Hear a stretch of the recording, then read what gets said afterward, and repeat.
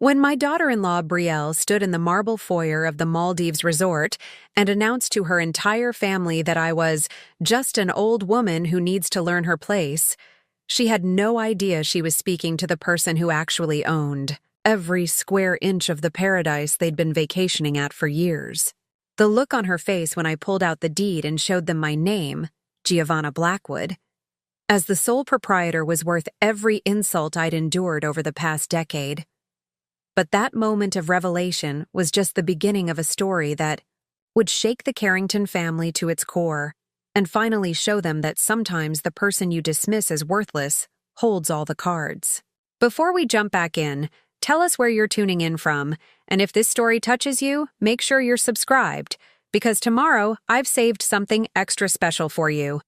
It was supposed to be their annual family gathering at Azure Haven, the breathtaking beachfront property in the Maldives that the Carringtons had been using for their luxury vacations for the past 15 years.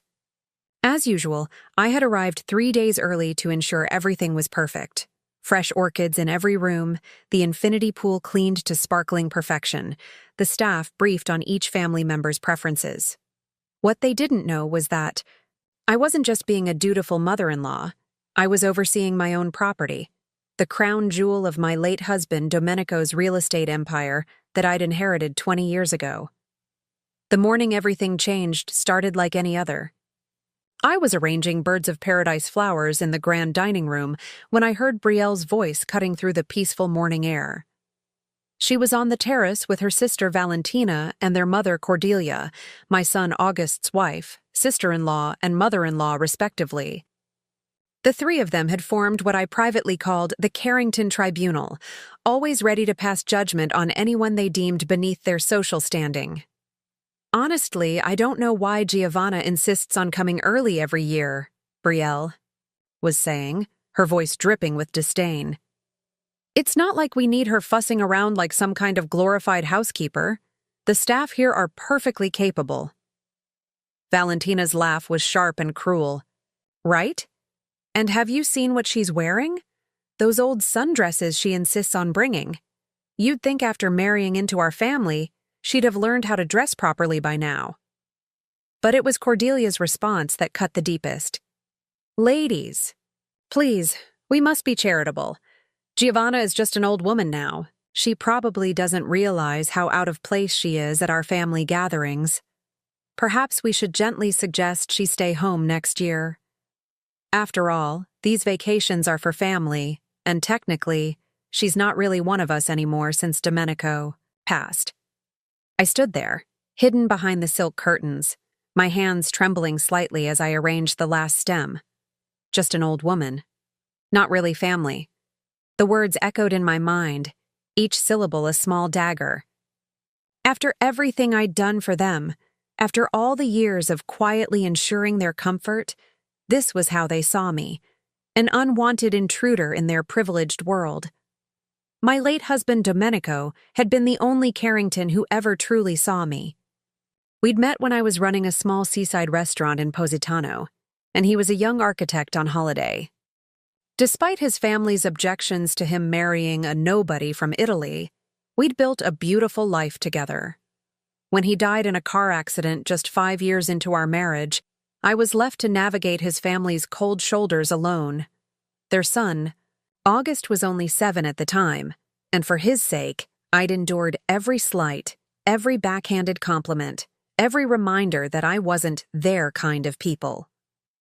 What the Carringtons never bothered to learn was that Domenico had been quietly building his own fortune, separate from the family money. He'd invested in properties around the world, with Azure Haven being his most prized acquisition. In his will, he'd left everything to me, with clear instructions that I should maintain the property for August's future while keeping the ownership details private.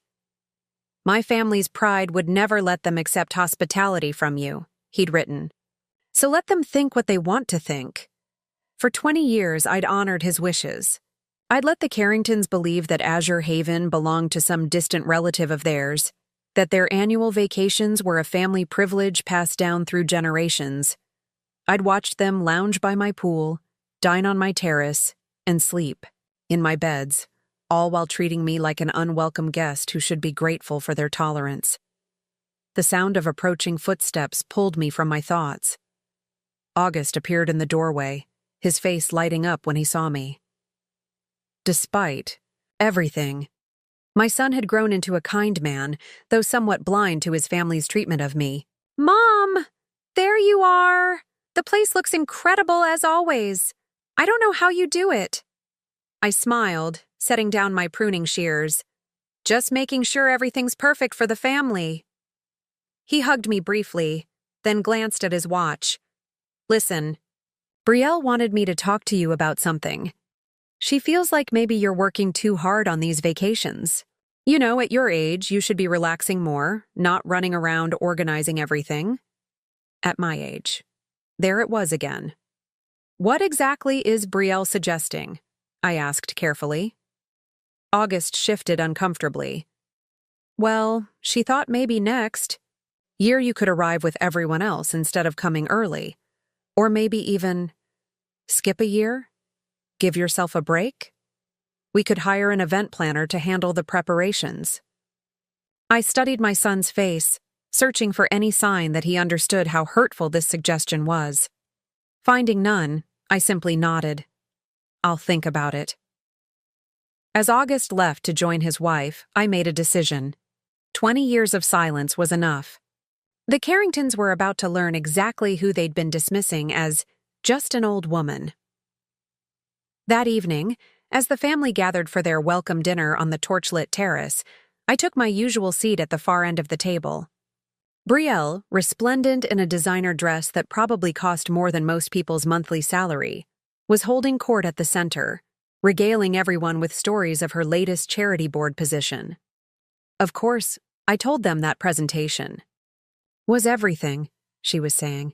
"You can't expect people to take you seriously if you don't look the part. Image matters in our circle." Cordelia nodded approvingly. "Exactly right, darling. It's something I've always tried to teach the family." Her eyes flickered briefly to me, a pointed message in her glance.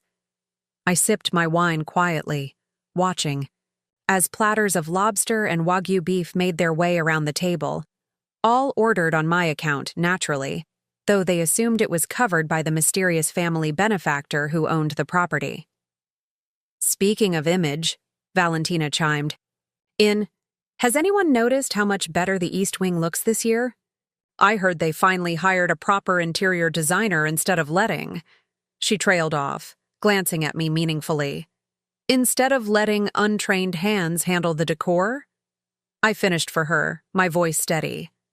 "Actually, I made those changes myself." "I'm glad you approve." An awkward silence fell over the table. Brielle recovered first, laughing lightly. "Oh, Giovanna, you're so quaint. Always puttering around, trying to help. It's sweet, really." "Is it?" I set down my wine glass, meeting her eyes directly. "Tell me, Brielle, what exactly do you think I do here every year?" She looked taken aback by my directness. "Well, you help out where you can, I suppose.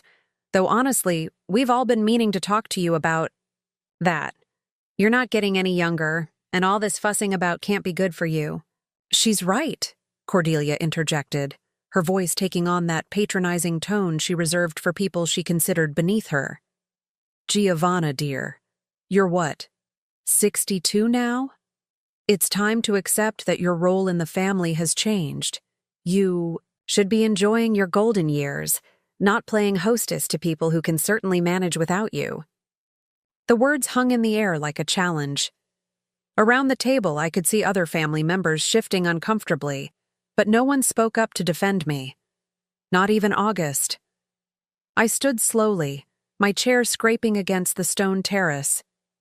"You're absolutely right, Cordelia. My role in this family has changed. In fact, I think it's time I clarified exactly what that role is." Brielle rolled her eyes. "Must we do this now? We're trying to enjoy our first evening in paradise." "Your paradise?" I asked softly. "Are you sure about that?" Something in my tone must have alerted them that this wasn't going to be the meek acceptance they expected. The chatter died down as all eyes turned to me. "I have an announcement to make," I continued, my voice carrying clearly across the terrace. "This will be the last year I prepare Azure Haven for the Carrington family vacation."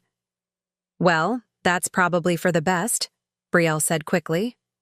"As we've been saying," I'm not finished. I cut her off, something I'd never done before. "It will be the last year because I've decided to sell the property." The silence was deafening. Then everyone erupted at once. "You can't sell our family vacation home. What are you talking about? Have you lost your mind?" I held up my hand, and surprisingly, they quieted. "I can sell it. Because Azure Haven isn't your family vacation home. It's mine."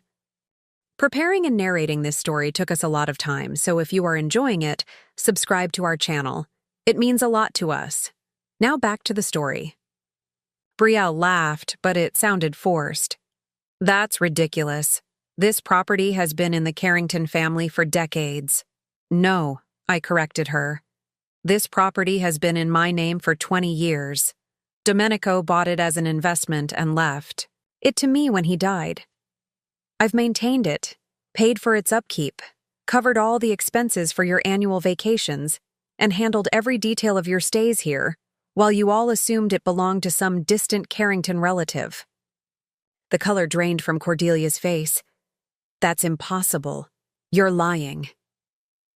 I reached into my handbag and pulled out a folder I'd been carrying with me all day. "Here's the deed. My name, the tax records, my name, the bank statements showing 20 years of payments for maintenance, staff, and renovations, all from my accounts." Brielle snatched the papers from my hand, her eyes scanning frantically. "This has to be some kind of mistake. You're just an old woman?" I finished for her. "Just the help? Just someone who should be grateful for whatever scraps of belonging you toss my way?" August finally found his voice. "Mom, why didn't you ever tell us?" I looked at my son, seeing the confusion in his eyes. "Your father thought it would be easier this way. He knew your family would never accept charity from me, so he suggested I let you all believe what you wanted to believe. And for 20 years, I honored his wishes, but I'm done being treated like an unwelcome guest in my own home." Valentina stood abruptly, her chair toppling backward. "This is insane. You can't just kick us out of our family tradition." "I'm not kicking you out," I said calmly. "You're welcome to stay for the remainder of this trip. After all, everything's already paid for, by me, as always. But when you leave, Azure Haven will be going on the market. I've already spoken with a realtor in Malay." "You vindictive witch," Brielle spat, her carefully cultivated composure finally cracking. "You've been playing us for fools all these years." "No," I said quietly. "I've been serving you graciously all these years. There's a difference.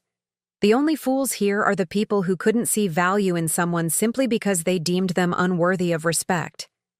Cordelia, who had been uncharacteristically silent, finally spoke. "What do you want? Money? An apology? What's your price to keep this quiet and maintain our arrangement?" I almost laughed at the desperation in her voice. The mighty Cordelia. Carrington, reduced to bargaining with the woman she'd dismissed just hours ago. "I don't want your money," I replied. As for an apology, what good would it do coming from people who are only sorry they got caught in their own prejudice? No, what I want is something you can't give me. The 20 years of dignity I surrendered to keep peace in this family. I gathered my handbag and prepared to leave the terrace. "Enjoy your dinner. The staff has been instructed to provide whatever you need for the remainder of your stay. Consider it my final gift to the Carrington family." As I walked away, the stunned silence behind me was broken by Brielle's shrill voice. "August, are you just going to let her do this? She's your mother, for God's sake. Control her." I paused, at the doorway, turning back one final time. "No, Brielle, I'm just an old woman, remember? And apparently, it's time I learned my place.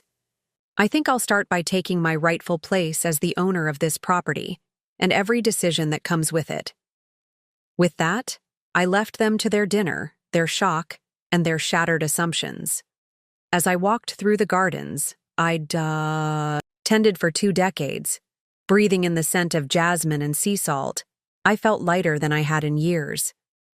Tomorrow would bring more confrontations, more demands, more attempts to manipulate me back into submission. But tonight, for the first time since Domenico died, I stood tall in my own truth. The Carringtons had no idea what was coming. They thought this revelation about Azure Haven was the biggest shock they'd face, but I had barely begun to show them who Giovanna Blackwood really was. The meek widow they'd taken for granted was done playing their games. As the sound of raised voices drifted across the garden from the terrace, I smiled to myself. Let them argue. Let them scheme.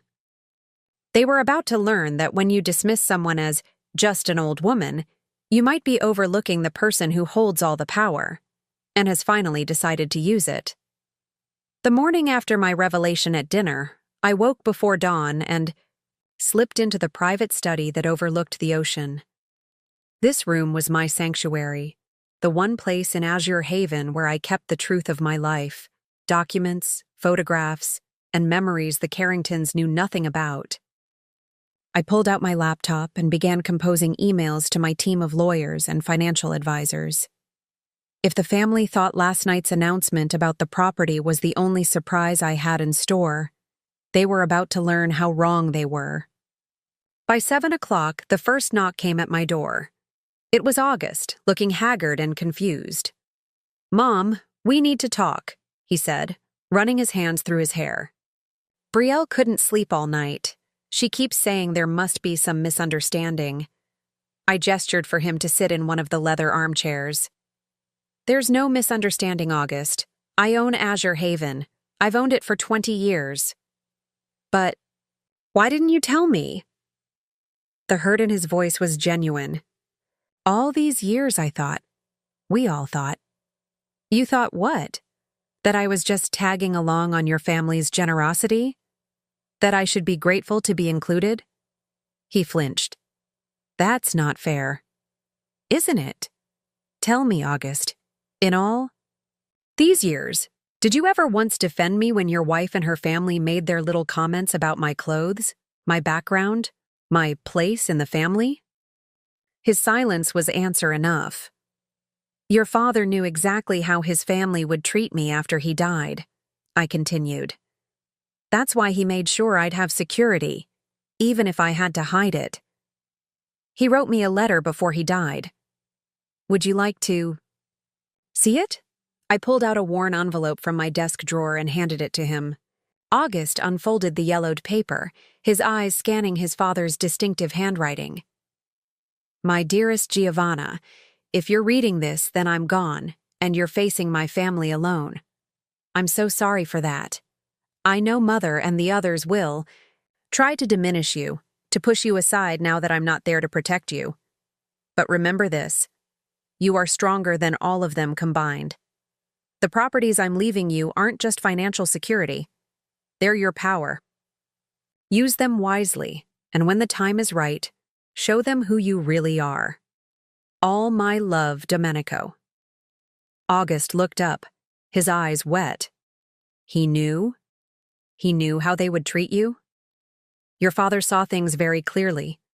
He loved his family, but he wasn't blind to their flaws. Before August could respond, we heard raised voices from the terrace below. Through the window, I could see Brielle confronting the head groundskeeper, her finger jabbing at his chest. "What do you mean all major decisions go through Mrs. Blackwood? This is Carrington property. My husband's family has been coming here for 15 years. The groundskeeper, Philippe, stood his ground. "Ma'am, Mrs. Blackwood owns Azure Haven. Always has. She signs our paychecks." "Mom," August said, watching his wife's mounting hysteria, "you have to understand. This is a shock for everyone. Maybe we could work out some kind of arrangement." "Like what?" Continue pretending I'm just the help while your family vacations? In my home? No, August, I'm done living that lie. My phone buzzed with a message from my lawyer, Nadia Khoury. All documents ready. The Singapore and Monaco properties are prepared for transfer as discussed. Shall I proceed? I typed back quickly. Proceed as planned. August was still speaking, trying to find some middle ground, when Brielle burst into the study, Cordelia, and Valentina close behind her. "This is theft!" Brielle shouted, waving her phone. "I've been researching property laws all night. There must be some kind of fraud involved. No cleaning lady could afford a place like this." "Cleaning lady?" I stood up slowly. "Is that what you think I was before I married Domenico?" "What else could you have been?" Cordelia interjected. "Domenico found you in some Italian backwater. We all know the story." "You know the version of the story that made you comfortable." I moved to my desk and pulled out a leather portfolio. Before I met Domenico, I owned 3 restaurants along the Amalfi Coast. I sold them to invest in our future together. That money, combined with Domenico's investments, built a property portfolio worth quite a bit more than this single estate. I pulled out documentation showing deeds to properties in Singapore, Monaco, and Manhattan. Azure Haven is actually one of our more modest holdings. Valentina snatched one of the documents, her face paling. This is that penthouse in Monaco, the one Prince Albert's nephew wanted to buy last year. You own this? Among others, yes. Brielle was scanning through more papers, her voice growing shrill.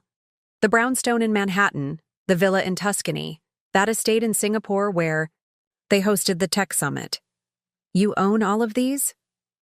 Domenico and I built this portfolio together.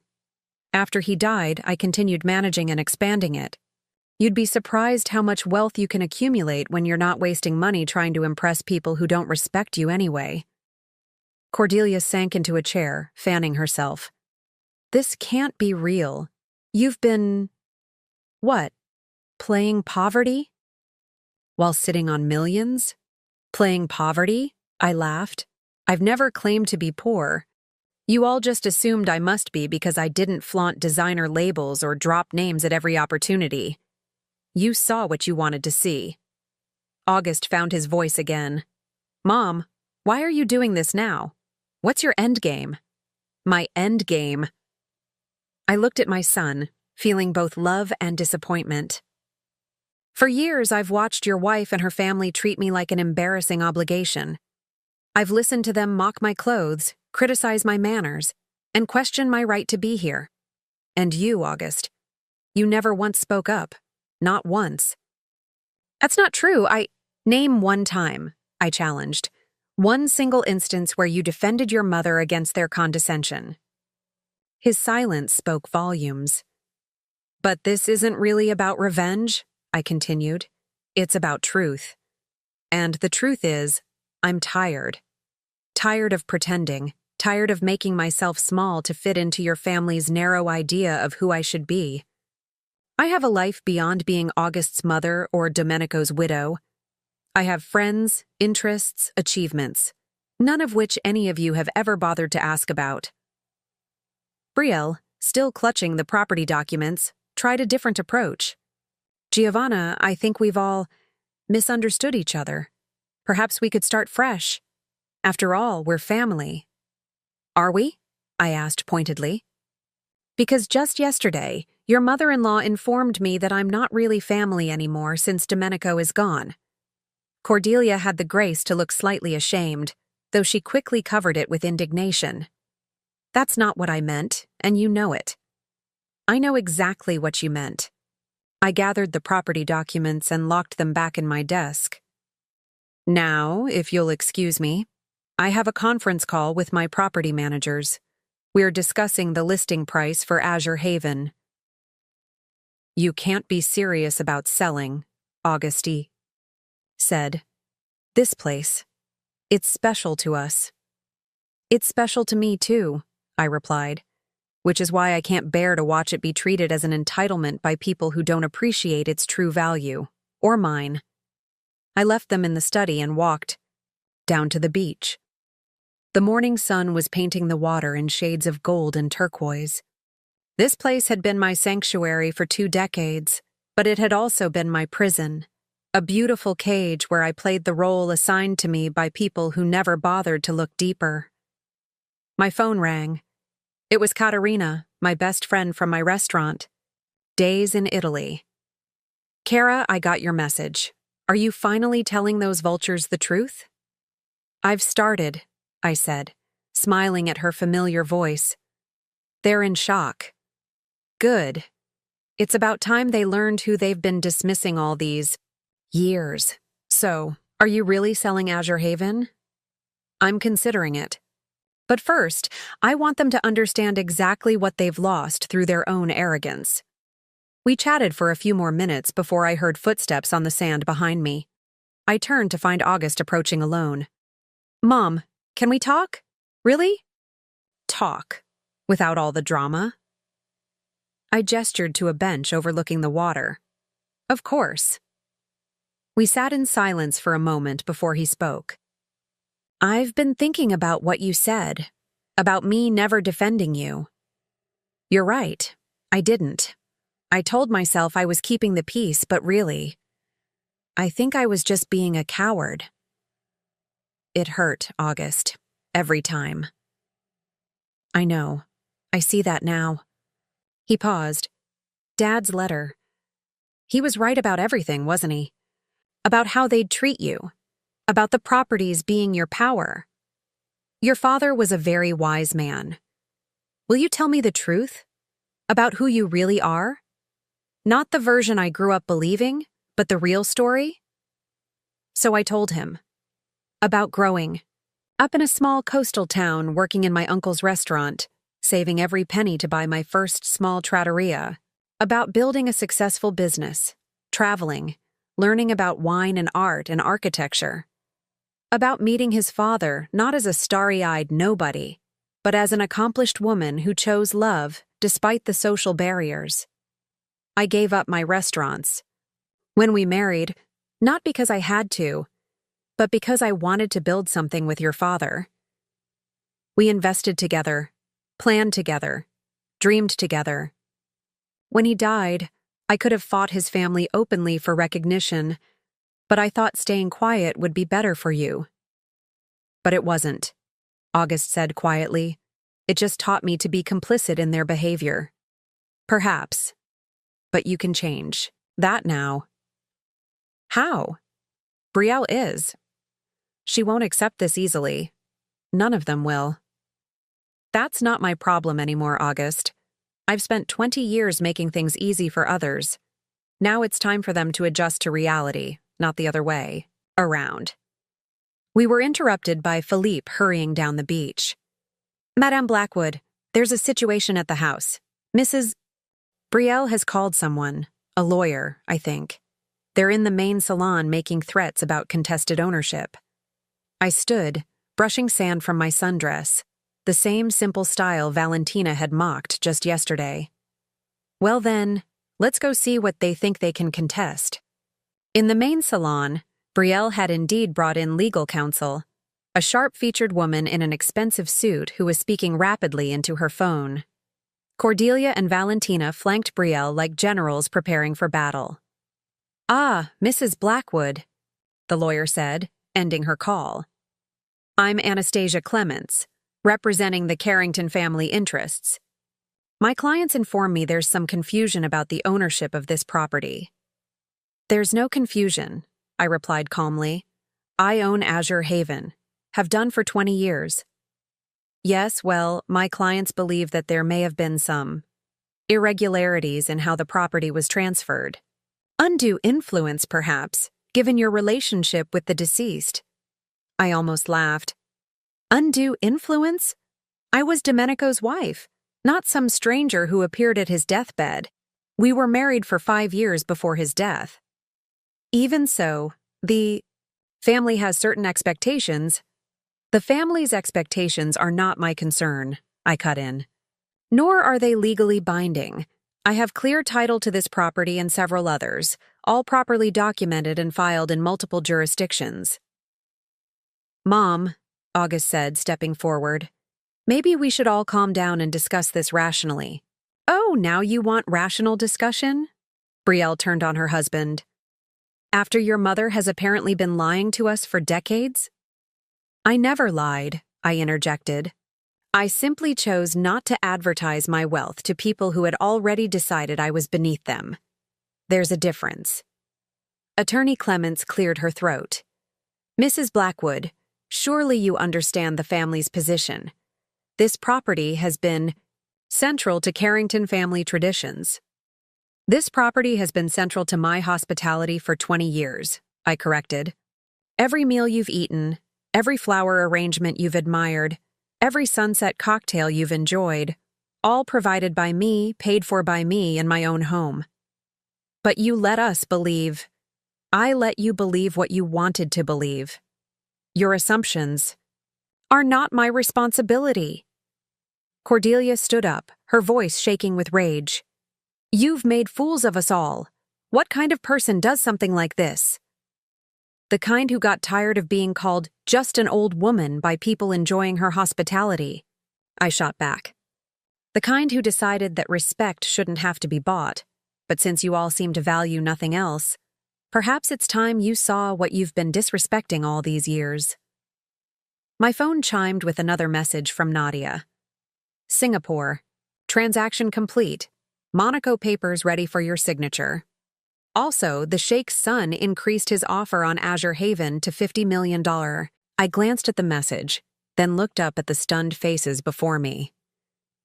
Now, if you'll excuse me, I have business to attend to. You're welcome to stay through the end of your scheduled visit, but I suggest you start making alternative plans for next year. Azure Haven will likely have new owners by then, ones who will appreciate it properly. As I walked out, I heard Anastasia Clements murmur to Brielle, Mrs. Carrington, I've just looked up the property records. Your mother-in-law isn't just wealthy, she's significant. The properties she owns. We're talking about a portfolio worth hundreds of millions. I recommend treading very carefully here. I smiled to myself as I climbed the stairs to my study. Let them scramble. Let them recalibrate their attitudes now that they knew the truth. But it was too late for easy reconciliation. 20 years of dismissive treatment couldn't be erased just because they'd discovered my net worth. Back in my study, I placed a call to the Sheikh's son. Your Highness? Yes, about your offer on Azure Haven. I'm ready to discuss terms. As I negotiated what would likely be one of the most expensive private real estate deals in the Maldives, I could hear the Carringtons arguing downstairs. Their voices rose and fell like the tide, full of accusations, justifications, and blame. August's voice occasionally cut through, trying to mediate, but the damage was done. 20 years ago, Domenico had seen this coming. He'd known his family's nature and tried to protect me in his own way. But protection had become a cage, and I was finally ready to fly free. The irony wasn't lost on me. In trying to keep me in my place as just an old woman, the Carringtons had pushed me to finally claim my real place, as a woman of substantial means who no longer needed their approval. Their snobbery had been the key to my liberation. As the afternoon sun painted the ocean in shades of amber and rose, I finalized the preliminary agreement to sell Azure Haven. The Carringtons would have to find somewhere else for their annual gatherings, but that was no longer my concern. I had properties to manage, investments to oversee, and a life to live. One where I never had to make myself small again to fit someone else's idea of who I should be. And tomorrow? Tomorrow I would tell them about the foundation I'd been running for 15 years, the one that had quietly donated millions to education initiatives across Southeast Asia. The one I'd named after Domenico, managed entirely on my own, without ever mentioning it to his family. After all, if they were going to be shocked by my wealth, they might as well learn about my philanthropy too. The old woman they'd dismissed still had plenty of surprises left to reveal. That evening, as if the universe had conspired to add another layer to the unfolding drama, an unexpected visitor arrived at Azure Haven. I was in my study reviewing contracts when Philippe knocked on my door, looking slightly flustered. "Madam Blackwood, there's someone here to see you. She says she's Mrs. Brielle's mother." I raised an eyebrow. Brielle's parents lived in Connecticut and, to my knowledge, had never shown interest in the Carrington family gatherings. "Did she give her name?" "Victoria Beaumont Ashford." The name hit me like a splash of cold water. Victoria Beaumont Ashford wasn't just Brielle's mother.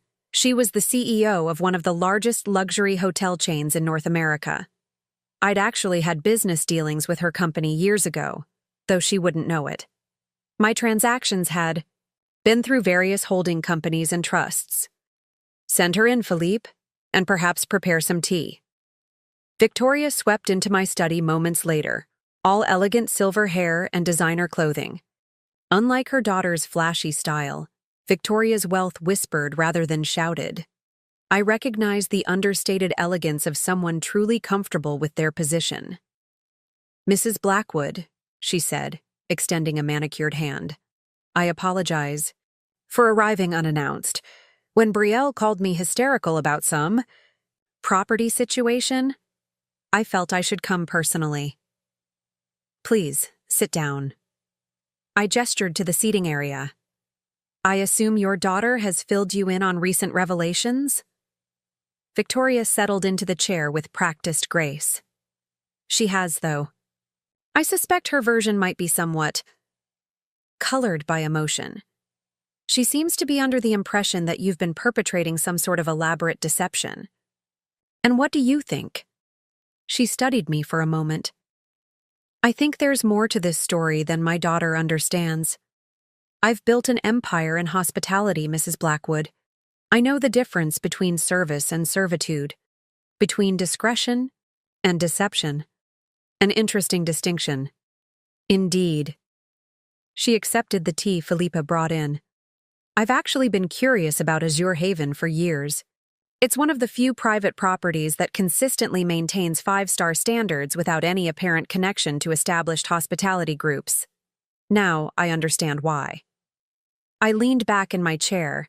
"Your daughter and her in-laws have spent 20 years believing I was here on their charity. The truth is, I've hosted them in my home while they treated me like an unwelcome servant." I gathered as much from Brielle's incoherent ranting about appropriate social positions.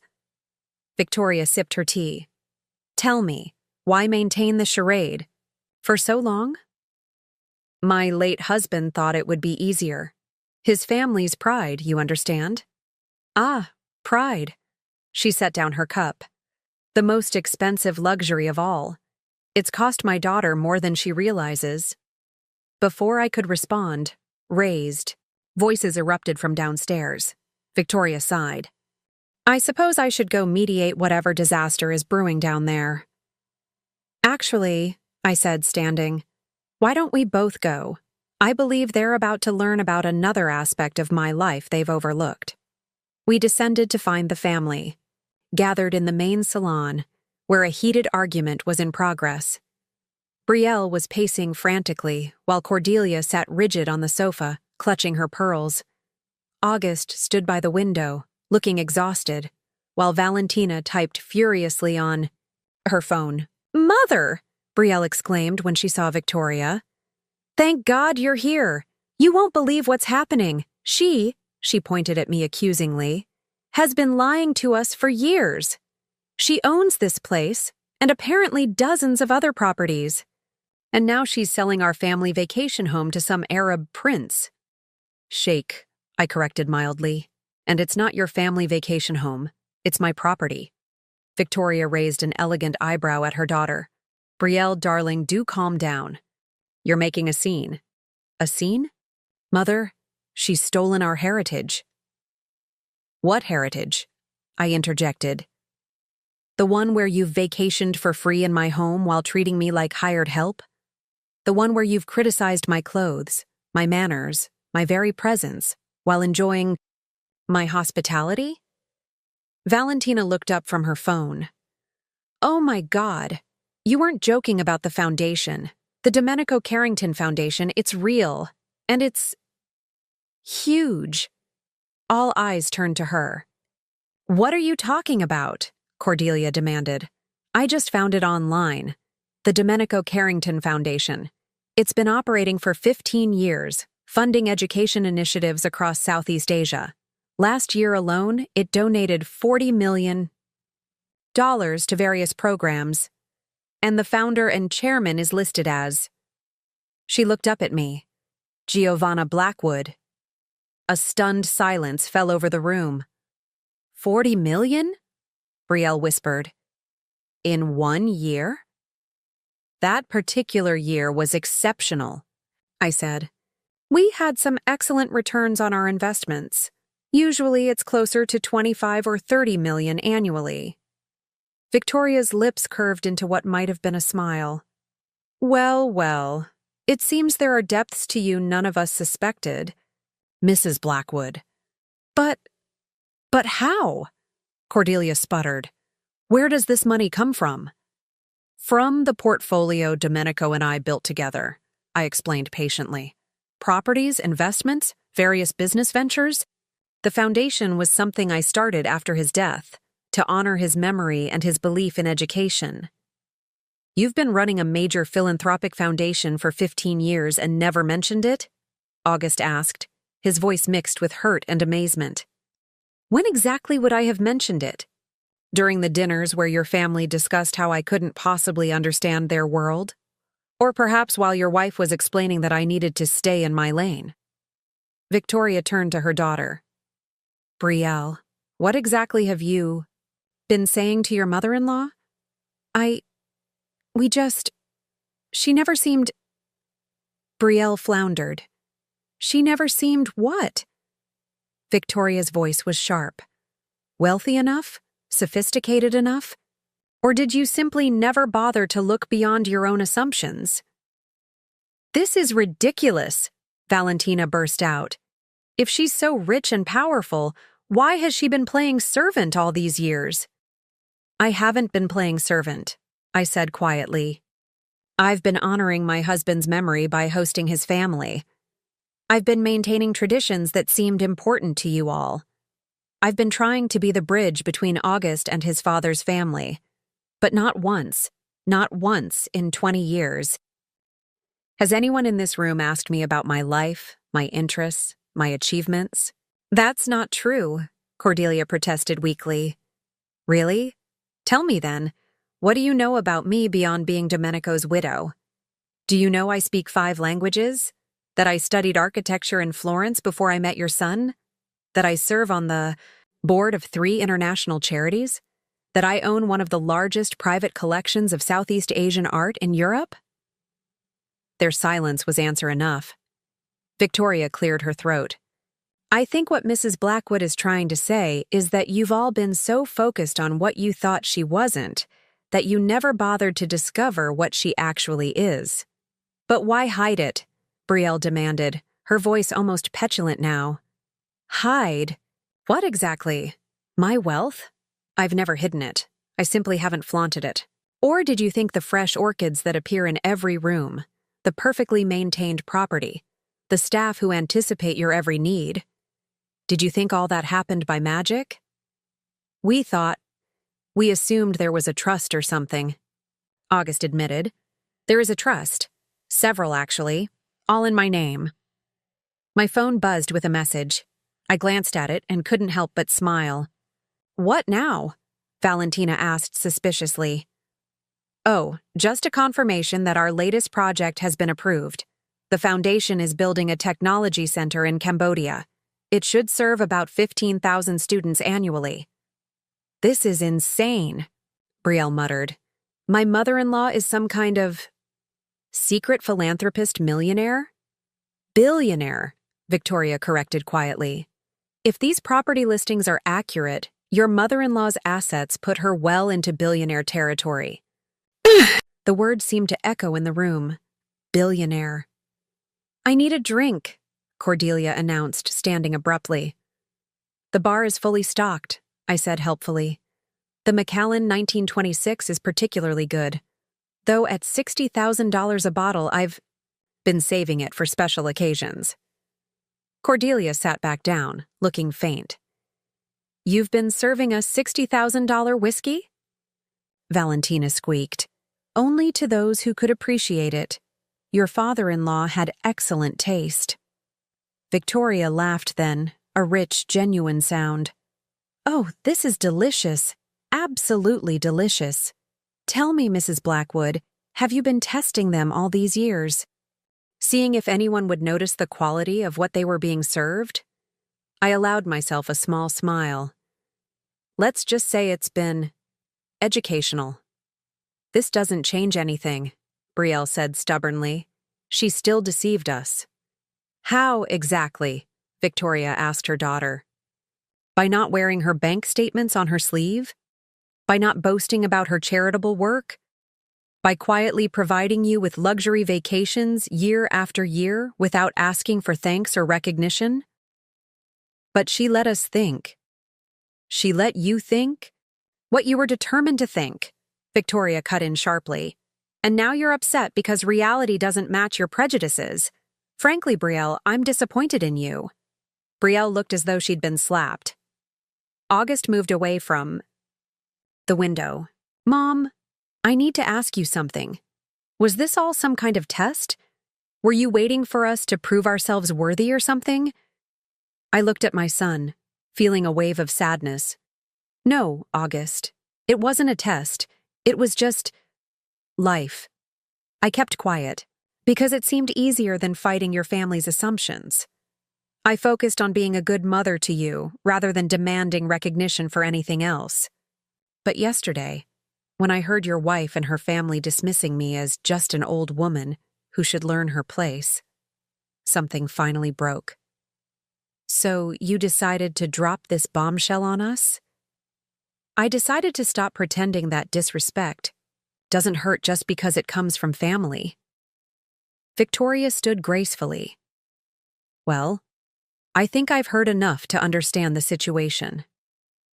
Brielle, darling, I believe you owe your mother-in-law an apology.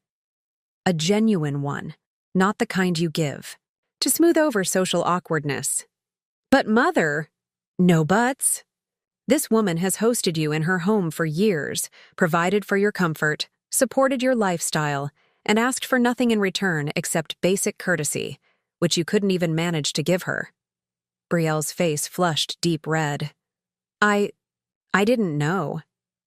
"That's exactly the point," I said softly. "You didn't know because you never cared to know. You saw what you expected to see and treated me accordingly." The room fell into an uncomfortable silence. Finally, Cordelia spoke up, her voice uncharacteristically subdued. "Giovanna, we may have misjudged certain things." Have? I raised an eyebrow. "Have," she conceded. "We have misjudged you. Greatly." "The question is," Victoria said, looking around the room, "what are you all going to do about it now?" Before anyone could answer, Philippe appeared in the doorway.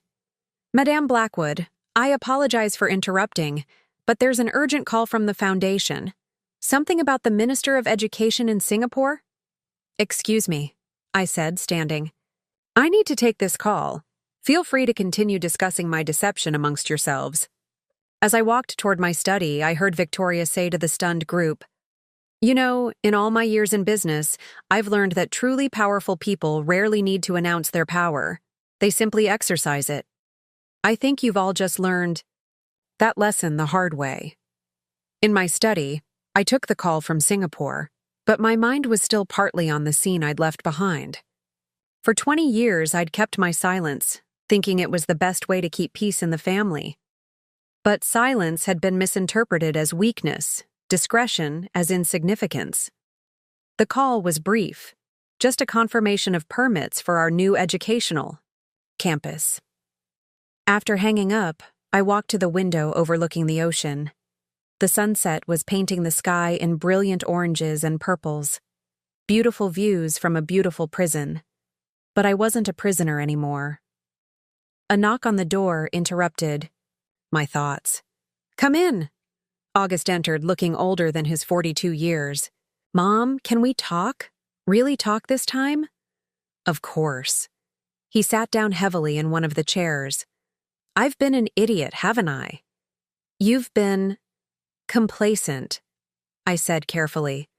That's a kind way of putting it. He rubbed his face. I just got off the phone with David. You remember my lawyer friend. I asked him to look into some of the properties you showed us. He says the Singapore estate alone is worth more than the entire Carrington family fortune. David always did have a good eye for real estate. Mom, why didn't you ever tell me? Not about the money. I get why you kept that quiet. But about the foundation, the charity work, all the things you've accomplished. I'm your son. Didn't you think I'd want to know? I sat down across from him. What would you have done? With that information, August? 20 years ago, you were still trying to prove yourself to your father's family. Would knowing your mother was wealthy have helped? Or would it have complicated things even more? I could have stood up for you. Could you? When Brielle insulted my dress at your wedding, you said nothing. When your grandmother suggested, I should eat in the kitchen with the staff during that first Christmas, you looked away. Stop. His voice was thick with emotion. Please, I get it. I failed you. You didn't fail me, August. You failed yourself. You let others define your relationship with your own mother based on their prejudices. How do I fix this? I'm not sure you can fix 20 years of indifference with a single conversation. But I want to try, and not because of the money. I need you to believe that. I studied my son's face, seeing echoes of his father in his earnest expression. I believe you, but you need to understand something, August. I'm not the person you thought I was. I'm not the person any of you thought I was. And I'm done pretending to be. What does that mean? It means that if you want a relationship with me going forward, it will be with the real me. The woman who runs a foundation, who negotiates multi-million-dollar deals, who has opinions on art and politics and economics. Not the quiet, accommodating mother-in-law who stays in her lane. I want that. I do. But Brielle will have to make her own choices, as will the rest of the family. August nodded slowly. You're really going to sell Azure Haven? The Sheikh's offer is very generous, and frankly, this place has too many memories of being treated as less than I am. Where will you go? I have homes in Singapore, Monaco, Manhattan. I'll figure it out. Or maybe I'll buy something new, somewhere without the baggage of the past 20 years. Will we still see you? I reached out and took his hand. That depends entirely on whether you're willing to see me as I really am, not as you've imagined me to be. Before August could respond, there was another knock at the door. This time it was Victoria. I hope I'm not interrupting, she said, but I wanted to speak with you before I go to my room. August stood. I should let you two talk, Mom. Thank you. For everything. Even the things I was too blind to see. After he left, Victoria took his seat. Your son seems to be having an awakening. Better late than never, I suppose. Indeed. She studied me with sharp eyes. You know, I've met many wealthy people in my career, but very few who wear it as lightly as you do. Most people with your resources would have crushed these pretentious fools years ago. I had my reasons for staying quiet. Your husband? Partly, but also. I think I was testing myself, seeing if I could find worth beyond wealth, respect beyond bank statements. And did you? No. I found that people who don't respect you when they think you're poor rarely develop genuine respect when they discover you're rich. They just fear you instead. Victoria nodded thoughtfully. You're selling to the Al Maktoum family, aren't you? The Sheikh's son who's been expanding their hospitality portfolio? You're well informed. I make it my business to be. They're good people. They'll maintain the property's standards. That's my hope. Victoria stood. You know, if you ever want to discuss that hotel project in Santorini, the one your foundation has been quietly developing. I'd be very interested in exploring a partnership.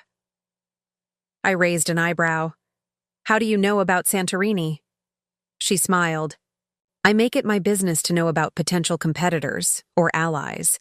Something tells me you'd make a much better ally. After she left, I returned to the window. The sun had fully set now, and the stars were emerging over the ocean. Tomorrow would bring more confrontations, more revelations, more attempts at reconciliation. The Carringtons would scramble to adjust their worldview, to reframe their past, behavior, to position themselves advantageously in this new reality. But I was done adjusting myself to accommodate others' expectations. The old woman they had dismissed was about to show them exactly what they had overlooked all these years. And this was only the beginning. The next morning brought an unexpected development. I was having breakfast on my private balcony when Philippe informed me that a television news crew had arrived at the gates, requesting an interview about the Domenico Carrington Foundation. Apparently, Valentina's social media posts about discovering my philanthropic work had gone viral overnight, catching the attention of international media. They're from CNN Asia, Felipe explained. They say they're doing a feature on hidden philanthropists in Southeast Asia. Should I send them away? I considered for a moment. No, let them set up in the garden pavilion. I'll speak with them in an hour. After Philippe left, I made a few phone calls to my foundation's PR team. If this story was going public, I wanted to control the narrative. Within minutes, my team was coordinating with the CNN producers, arranging for them to video call several of our foundation's beneficiaries across Asia. I dressed carefully for the interview, not in the simple sundresses the Carringtons had. Mocked, but in an elegant white suit I rarely wore around them. As I fastened my grandmother's pearl necklace, a piece worth more than most people's houses, I heard a commotion downstairs. Through my window, I could see the family gathering on the terrace, watching the news crew set up their equipment. Brielle was gesturing frantically while speaking to her mother, while Cordelia appeared to be having what looked like a panic attack. August stood apart from the others, his expression unreadable. The interview itself was straightforward. The reporter, a young woman named Sarah Chen, had done her homework. She asked intelligent questions about the foundation's work, our selection criteria for projects, and our long-term goals. What she didn't ask about, thankfully, was family drama or personal wealth. Mrs. Blackwood, your foundation has quietly funded over 500 schools, provided scholarships to 12,000 students, and built 15 technology centers across Southeast Asia. Yet until yesterday, almost no one knew about this work. Why maintain such a low profile? My late husband believed that true charity doesn't need an audience, I replied. We wanted the focus to be on the communities we serve, not on ourselves. But surely the Carrington family name would have opened doors, attracted more donors? Perhaps, but Domenico never wanted our charitable work to be about social capital or networking opportunities. It was about giving back, purely and simply. As the interview continued, I noticed more people gathering in the garden, not just the family now, but also some of the resort staff who had learned about my identity as their employer. Many of them had children who had benefited from our foundation's programs. Can you tell us about your future plans for the foundation? Sarah asked. We're expanding into sustainable technology education. The world is changing rapidly, and we want to ensure that students in developing regions aren't left behind. We're also partnering with several tech companies to create internship programs that connect our graduates with global opportunities. After the interview concluded, I walked back toward the main house, only to find the Carringtons waiting for me on the terrace. They looked like a group of defendants awaiting sentencing. That was impressive, Cordelia managed, her voice lacking its usual sharp edge. Thank you. Giovanna, Brielle stepped forward, wringing her hands. That is, my mother and I were talking, and we realize we owe you a significant apology. I waited, saying nothing. "We've been absolutely horrible to you," she continued, the words tumbling out rapidly. "All these years we made assumptions. We were dismissive. We failed to see who you really are." "And who am I really, Brielle?" she faltered. You're someone extraordinary. Someone we should have respected from the beginning." "Because of my money? Because of the foundation?" "No. Well, not just that. Because of your character, your generosity, your—" "Stop." I held up my hand. "Please don't insult both of us with this sudden enlightenment. Yesterday you thought I was just an old woman who should learn her place. Today, after discovering my wealth, you find me extraordinary." "What changed, Brielle? Certainly not my character. That's been constant for 20 years. "That's not fair," Valentina interjected. "How were we supposed to know who you really were when you hid everything from us?" "Did I hide my kindness? Did I hide the fact that I welcomed you into my home year after year? Did I hide my love for my son and my efforts to maintain his relationship with his father's family? What exactly did I hide that prevented you from treating me with basic human dignity?" The silence that followed was deafening. Finally, August spoke. "Mother's right. We saw what we wanted to see. Or rather, we saw what confirmed our prejudices and ignored everything else." Before anyone could respond, Philippe approached with a sealed envelope. "Madame, this just arrived by special courier, from the palace in Monaco." I opened the envelope and scanned its contents. It was an invitation to a charity gala, one where my foundation would be receiving a humanitarian award from Prince Albert himself. The event was in 3 days. "What is it?" August asked. "An invitation to receive an award in Monaco, for the foundation's work." "Monaco?" Brielle's ears perked up. "As in the royal family of Monaco?" "Yes. We've collaborated on several environmental education initiatives. You know Prince Albert." Valentina couldn't hide her excitement. "We've met on several occasions. He's been very supportive of our work." I could practically see the wheels turning in their heads. Visions of royal connections, glamorous parties, social elevation. It was almost comical. Will you be attending?" Cordelia asked, trying to sound casual. "Of course. I leave tomorrow." "Tomorrow?" Brielle stepped forward. "But we still have 3 days left of our vacation." "Yes, you do. At my property, which you're welcome to enjoy for the remainder of your scheduled time." "Couldn't we? Might we possibly?" Brielle struggled with the words. "Could we come with you, to show our support?" I looked at her steadily. "This isn't a social event, Brielle. It's a recognition of years of hard work by hundreds of people. It's not an opportunity for networking or social climbing.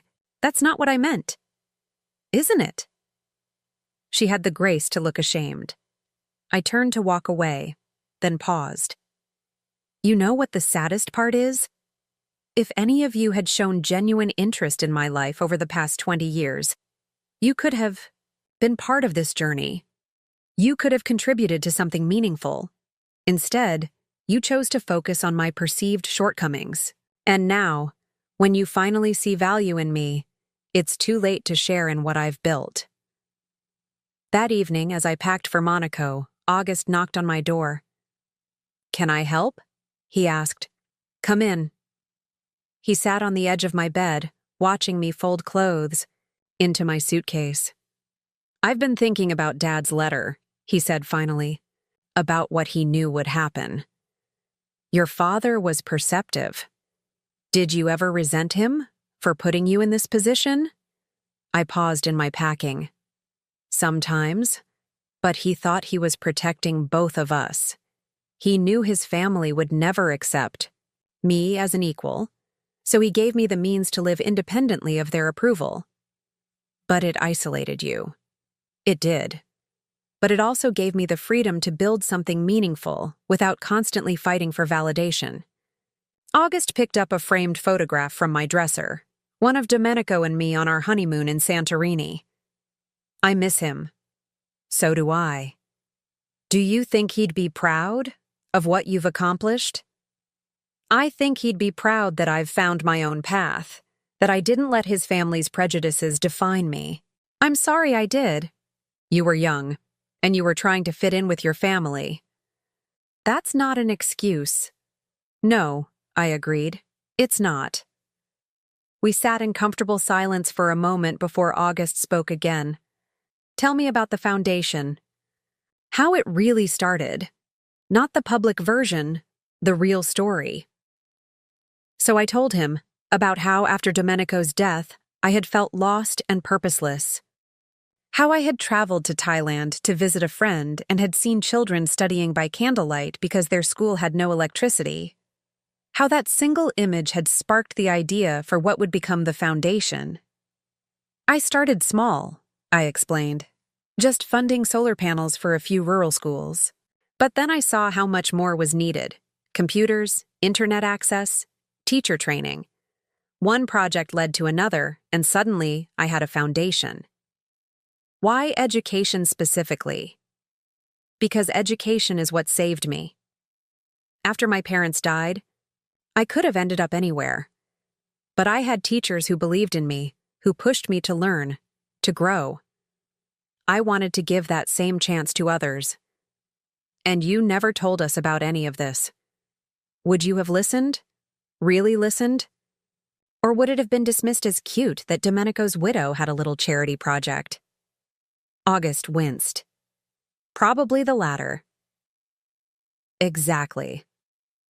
My phone buzzed with a message from my assistant in Monaco, confirming the arrangements for my arrival. A suite at the Hotel Hermitage was ready, and the Foundation's European team was preparing for the award ceremony. There's something else I should tell you, I said to August, about the sale of Azure Haven. What about it? The buyer, Sheikh Al Maktoum, wants to turn it into a campus for a new international hospitality school, one that will offer scholarships to students from developing nations. I'm donating a portion of the sale price to create an endowment for those scholarships. August's eyes widened. So even selling this place, you're still thinking about education and opportunity? Always. It's not about the money, August. It never has been. It's about using what we have to create something better. I want to help, he said suddenly. With the foundation. I know I haven't earned the right, but I want to be part of this, part of what you're building. I studied my son's face, looking for any sign of the opportunism I'd seen in his wife and her family. But all I saw was genuine desire, perhaps, for the first time in years, to connect with his mother's true self. We'll see, I said finally. Let's take it one step at a time. The next morning, as I prepared to leave for the airport, the family gathered to see me off. The dynamics had shifted dramatically in just 48 hours. Where once they had barely acknowledged my departures, now they hovered anxiously, as if afraid I might disappear forever. Giovanna. Cordelia stepped forward, clutching her pearls in that nervous gesture I'd observed for 20 years. I realize we haven't. That is, I haven't been as welcoming as I should have been. If you're willing, I'd like to start over. I looked at the woman who had once suggested I eat in the kitchen with the staff. Starting over isn't possible, Cordelia. We can only move forward. Whether that includes a relationship depends entirely on your ability to see me as I am, not as you've imagined me to be. I understand, she said quietly, though I wasn't sure she truly did. Brielle approached next, her designer sunglasses failing to hide her red-rimmed eyes. She'd clearly spent the night wrestling with the implications of the past few days. Will you be coming back? To Azure Haven? No. This chapter is closing. I meant to us, to the family. That remains to be seen. Victoria, who had been standing apart from the others, stepped forward. Safe travels, Giovanna, And congratulations on the award. It's well deserved." She handed me a business card. "When you're ready to discuss that Santorini project, call me directly." As my car pulled away from Azure Haven, I didn't look back. Ahead lay Monaco, the award ceremony, and a life lived on my own terms. Behind me, I left a family grappling with the realization that their assumptions had cost them 20 years of knowing someone extraordinary. But I wasn't dwelling on their regrets. I had schools to build, students to sponsor, and a foundation that was changing lives across an entire continent. The old woman they had dismissed was just getting started. The flight to Monaco gave me time to reflect on the whirlwind of the past few days. As the private jet climbed through the clouds, yes, I owned a private jet, another detail the Carringtons didn't know. I pulled out my laptop to review the latest foundation reports. My assistant, Marie, sat across from me, efficiently fielding calls and organizing my schedule for the upcoming ceremony. She had been with me for 10 years and knew more about my life than my own family did. "The prince's office called," she said, covering her phone. "They want to know if you'll be bringing any family members to the ceremony." "No," I replied without hesitation. "This is foundation business. Also, that reporter from the Financial Times wants to interview you about your stealth wealth approach. And Bloomberg is interested in a feature about women philanthropists who built their own fortunes. You tell them both I'll consider it after the ceremony." As we flew east, I thought about the concept of stealth wealth. It wasn't something I had consciously cultivated. It had simply been my nature. Growing up with nothing had taught me that. True wealth wasn't about display. It was about security, opportunity, and the ability to make a difference. My phone buzzed with a text from August. "Proud of you, Mom. Safe travels."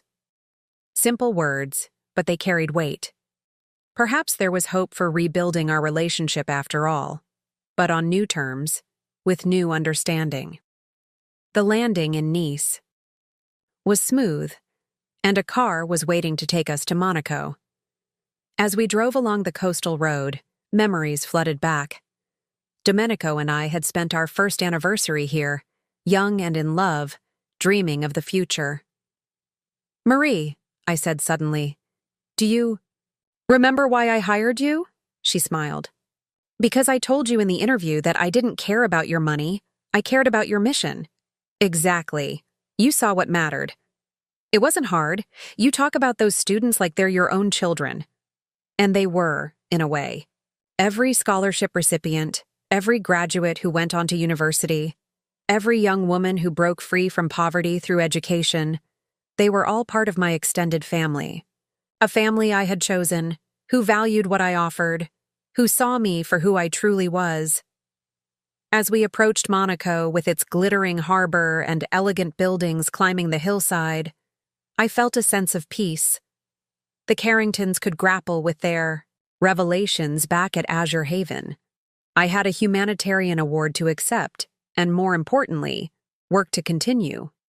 The old woman they had dismissed hadn't just survived their condescension, she had thrived despite it. And the best part? This was only the beginning of what they would discover about Giovanna Blackwood. Monaco embraced me with its familiar elegance. The Hotel Hermitage staff greeted me by name, the manager himself escorting me to the Belle Epoque suite overlooking the harbor. This was a world away from Azure Haven, yet in many ways, it felt more like home. Here, I wasn't Domenico's widow, or August's mother. I was Giovanna Blackwood, philanthropist and businesswoman, known and respected in my own right. "Your guests will arrive at 7, Marie reminded me as she organized my schedule for the evening. "The prince's secretary mentioned they've added a surprise to the ceremony. Nothing too elaborate, I hope." I preferred substance over spectacle, something the royals understood about me.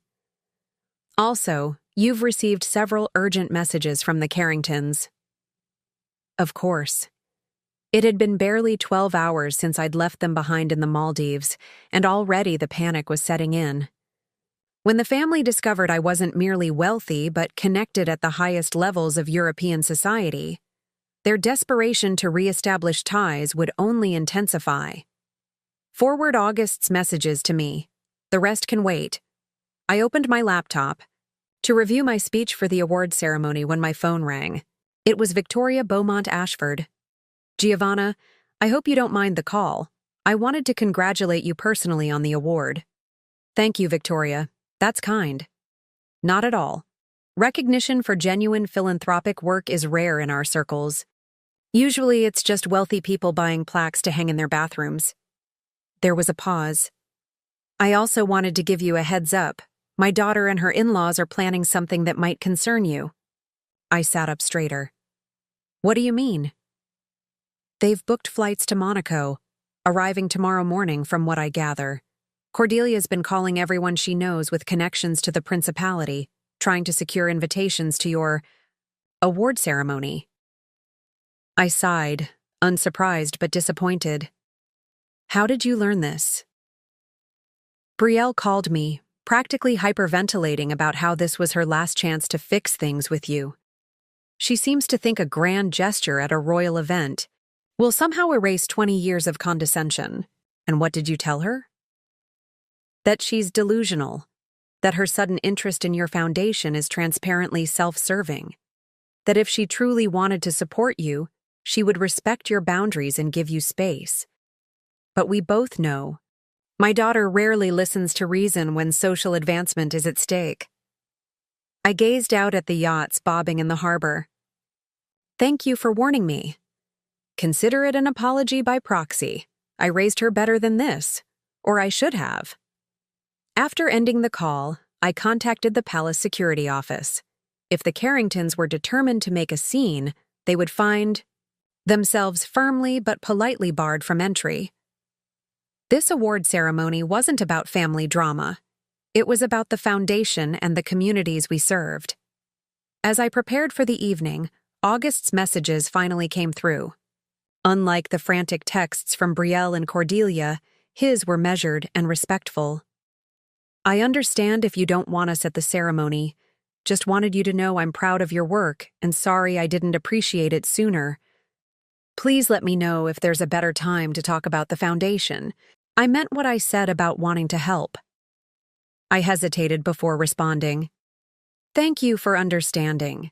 Let's meet when I return to Singapore next week. We can discuss your involvement then.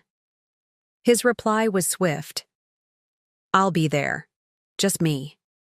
No. Family drama.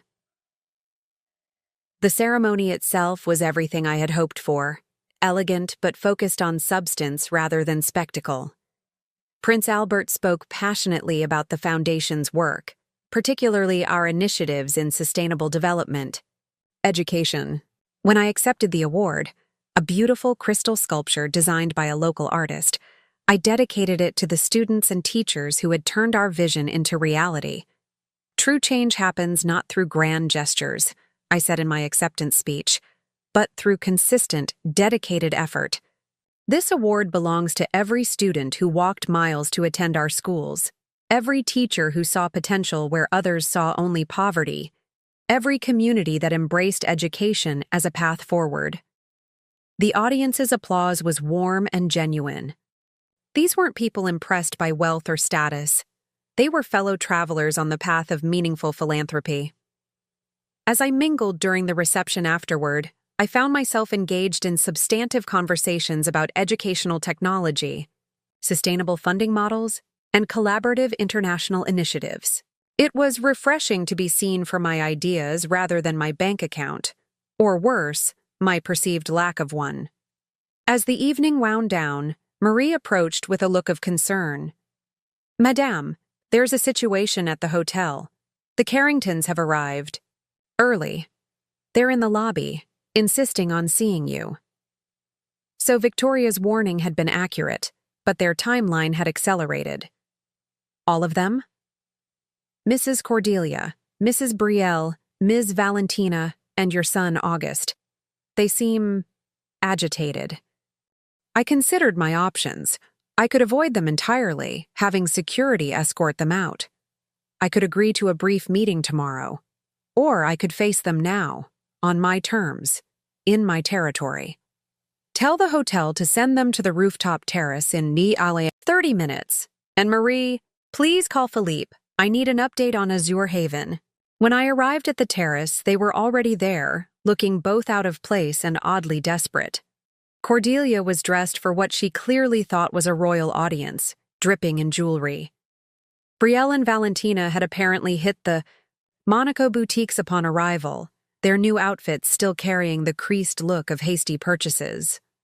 Only August seemed subdued, hanging back from the others with a look of embarrassment.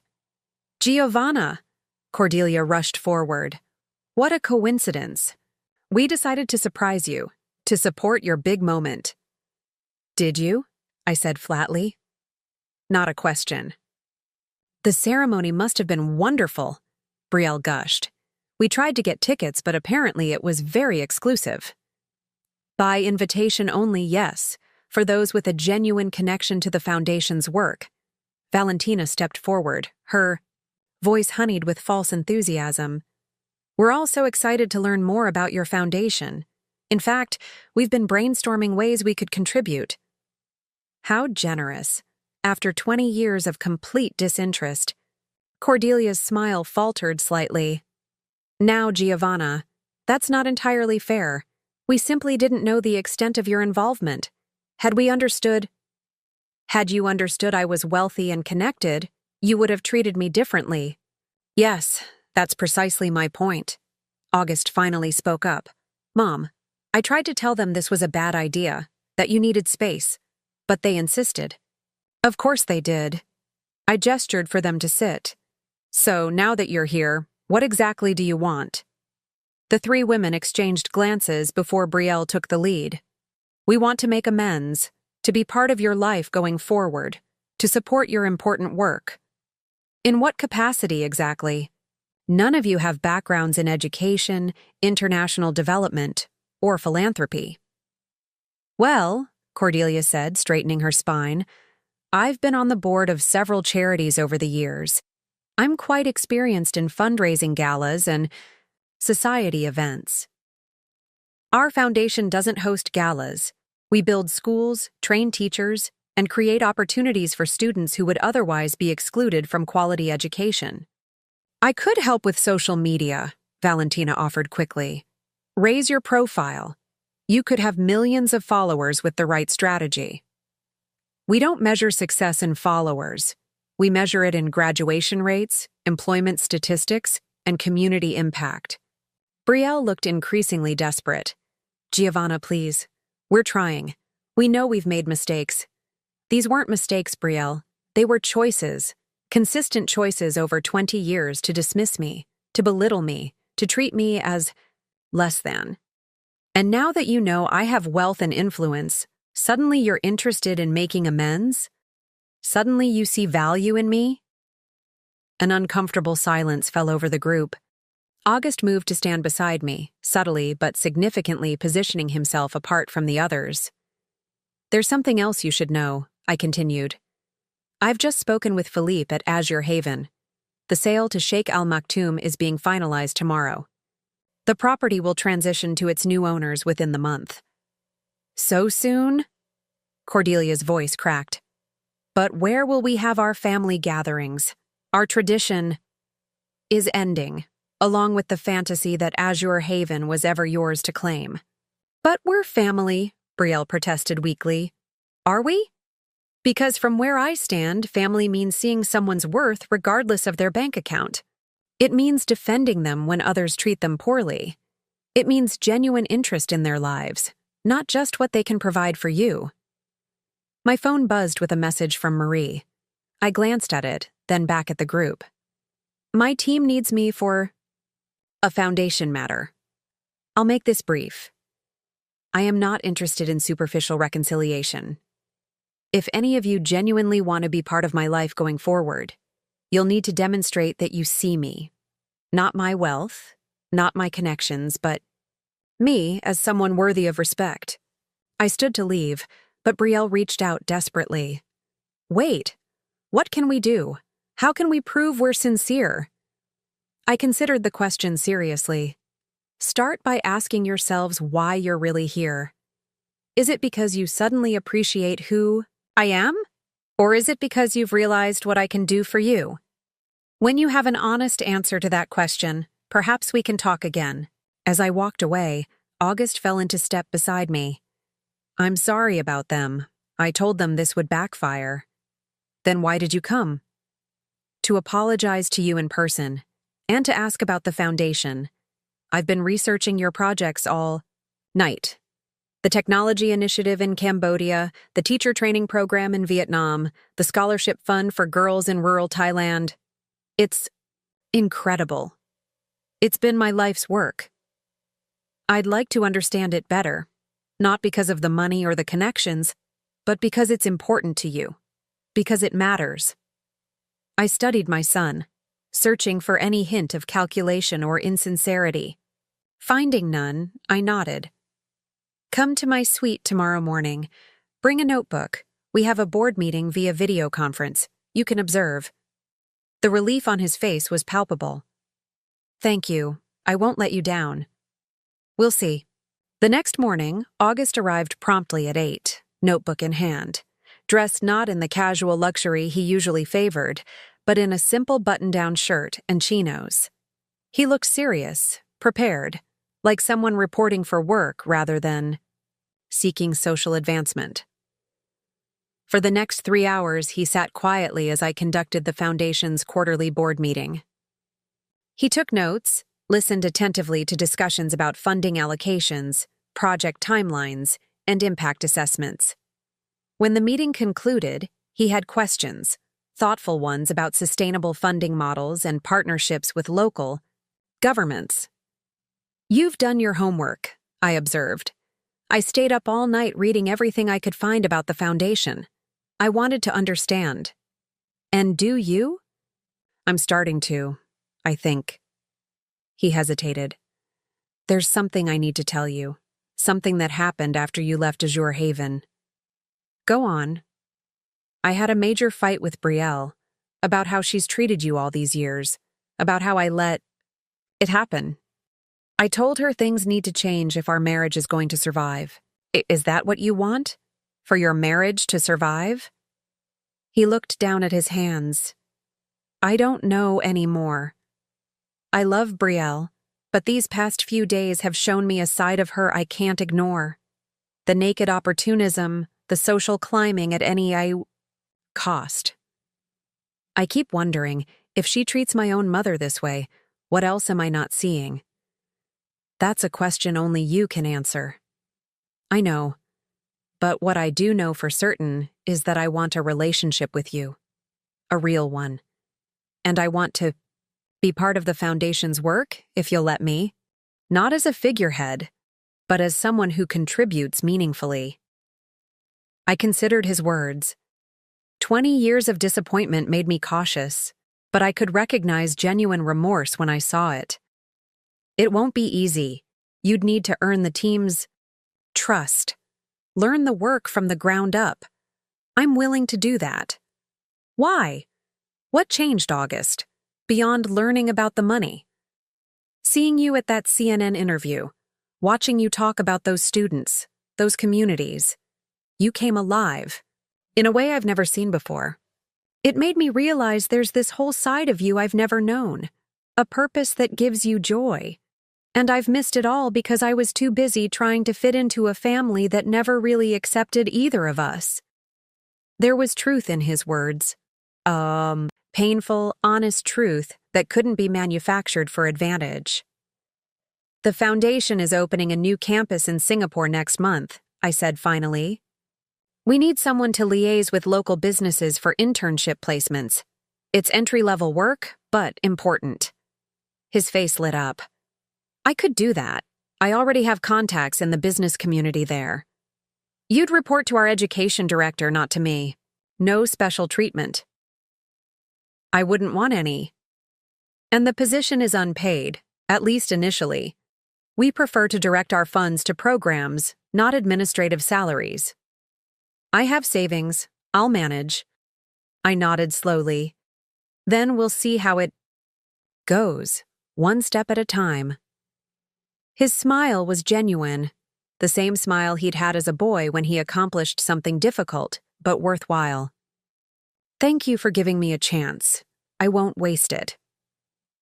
Later that afternoon, as I prepared for a private dinner with Prince Albert and several other philanthropists, Marie informed me that Cordelia, Brielle, and Valentina had checked out of the hotel and booked flights back to the States. "They left a rather dramatic note," she added, handing me an envelope. Inside was a handwritten letter from Cordelia, its tone vacillating between wounded dignity and veiled threats. "Giovanna, after your cruel rebuke last night, we see that you have no intention of true reconciliation. If you choose to cut ties with your family because of ancient slights, that is your prerogative. But be warned that the society circles you now move in can be fickle, and one never knows when one might need family connections again. We will be making alternative arrangements for future family gatherings. Perhaps your grand foundation will keep you warm in your old age." I handed the note back to Marie with a small smile. "File it with the others." The others? 20. Years of subtle threats, backhanded compliments, and passive-aggressive notes. I've kept them all. A reminder of why boundaries matter. That evening, as I dined with actual royalty and discussed genuinely important work, I reflected on Cordelia's parting shot. Would my foundation keep me warm in my old age? In a way, yes. Not the money or the accolades, but the knowledge that thousands of students were building better lives because of our work. The communities that had grown stronger. The opportunities that had expanded. The potential that had been unlocked. These were the true legacy of my old age. The next day, August and I flew to Singapore for the Foundation's regional meeting. As the private jet climbed above the clouds, he gazed out the window, his expression thoughtful. "What are you thinking?" I asked. "About all the time I wasted. All the years I could have been part of this." "We can't change the past, August. We can only decide what to do with the present." "I know, and I've decided." He turned to face me. "I'm filing for divorce when we return to the States. Brielle and I, we want different things. She sees relationships as transactions, people as stepping stones. I don't want to live that way anymore." "Are you sure? Divorce isn't easy." He smiled sadly. "I learned from watching you all these years. Sometimes walking away is the strongest choice you can make." As the plane soared toward Singapore, toward a future neither of us had anticipated just a week ago, I felt a profound sense of peace. The woman the Carringtons had dismissed as just an old woman had not only reclaimed her power, but found a way forward that honored her true self. At 62, my life wasn't ending. It was evolving.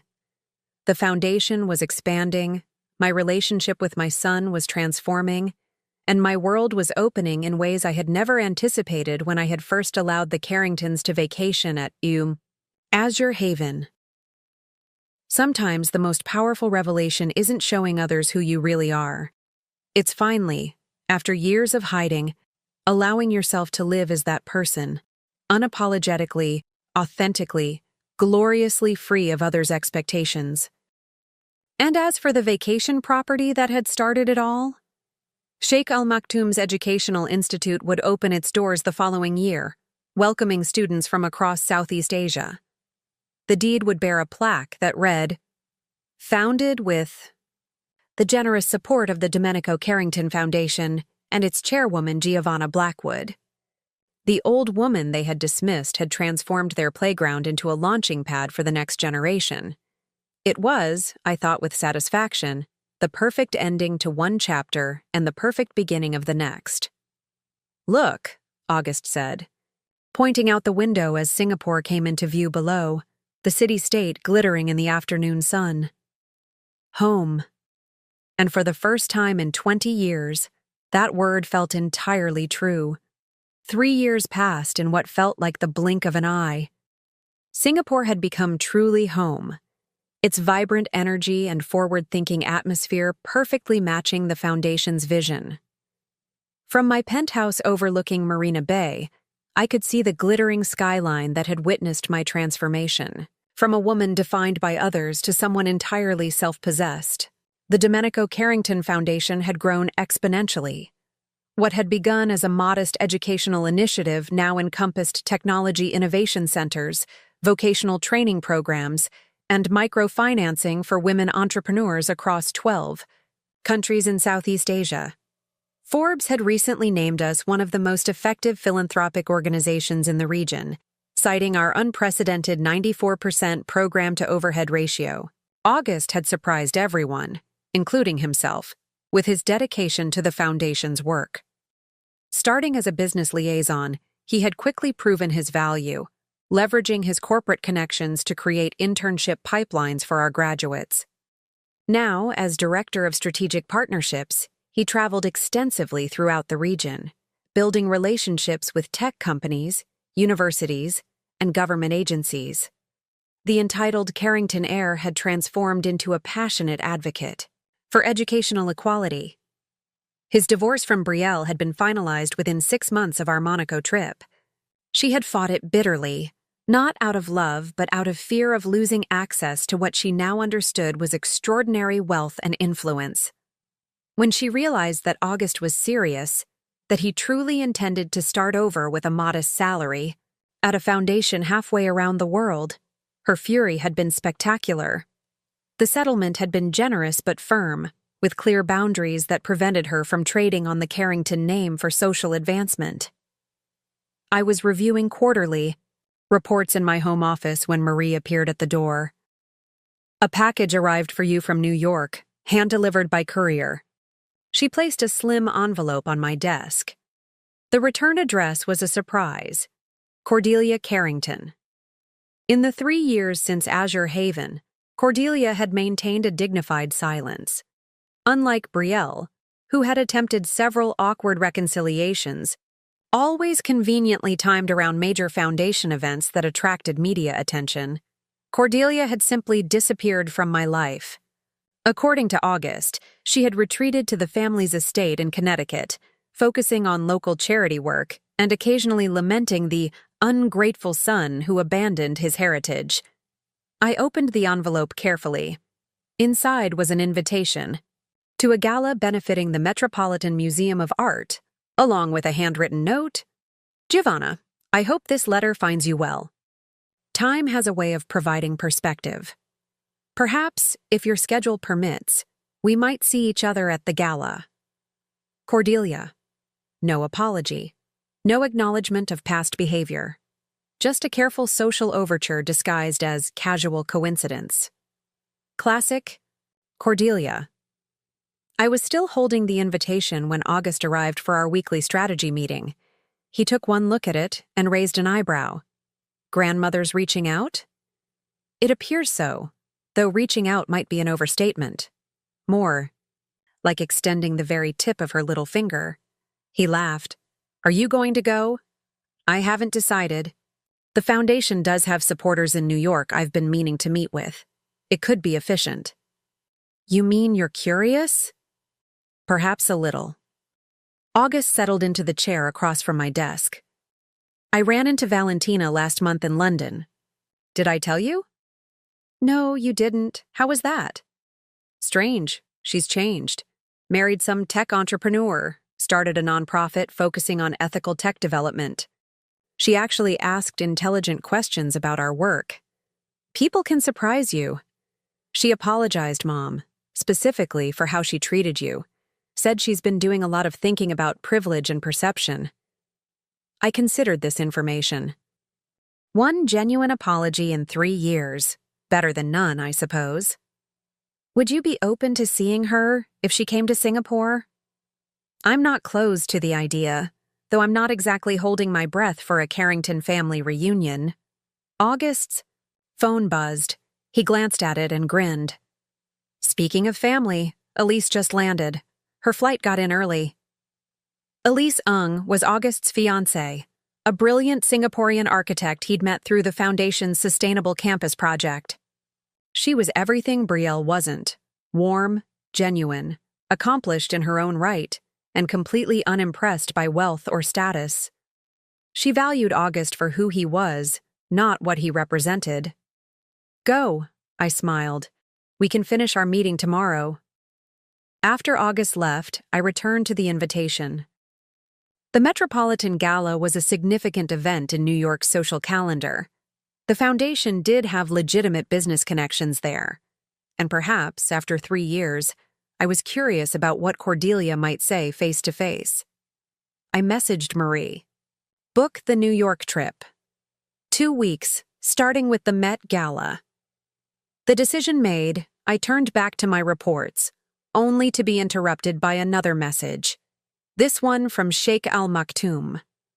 The Azure Haven Institute of Hospitality was celebrating its 2nd anniversary, and the Sheikh was inviting me to the graduation ceremony for its first cohort of students. I smiled at the symmetry. The property that had once been the site of my greatest humiliation was now producing graduates who would transform the hospitality industry across Southeast Asia. Many of them came from backgrounds similar to mine, talented, ambitious individuals who had been overlooked or underestimated because of circumstances beyond their control. The calendar dates aligned perfectly. I could attend the graduation in the Maldives, then continue on to New York for the Met Gala.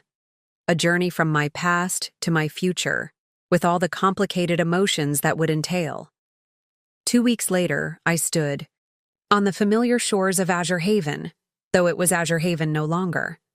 The Sheikh had retained the property's natural beauty while transforming its purpose, adding sleek educational facilities and student housing around the original villa. What had once been an exclusive playground for the wealthy was now a vibrant campus humming with purpose. As I walked through the gardens where I had once quietly arranged flowers for ungrateful guests, I was greeted by students eager to share their projects and aspirations. Many were the first in their families to receive higher education. All were passionate about creating ethical, sustainable approaches to hospitality. "Mrs. Blackwood," a young woman approached, her smile bright. "I'm Lynn May, 2nd-year student, from Cambodia. Your foundation sponsored my scholarship." "It's wonderful to meet you, Lynn May. How are you finding the program?" "It's changed my life. In my village, women weren't expected to pursue careers. Now I'm developing an ecotourism model that could help my entire community." We walked together toward the main building, Lynn May enthusiastically describing her plans for a sustainable tourism initiative in rural Cambodia. Her intelligence and drive reminded me of myself at a younger age, the self that the Carringtons had never bothered to see. The graduation ceremony was deeply moving. 67 students from 12 countries, many from disadvantaged backgrounds, stood proudly in their caps and gowns.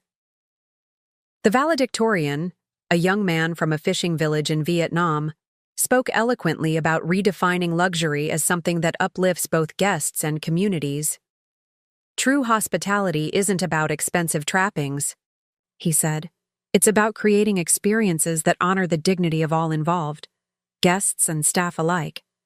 I couldn't help but think about how the Carringtons had defined luxury as exclusivity, as separation, as the marking of territory between the worthy and the unworthy. How different might things have been if they had understood what this young man grasped so intuitively?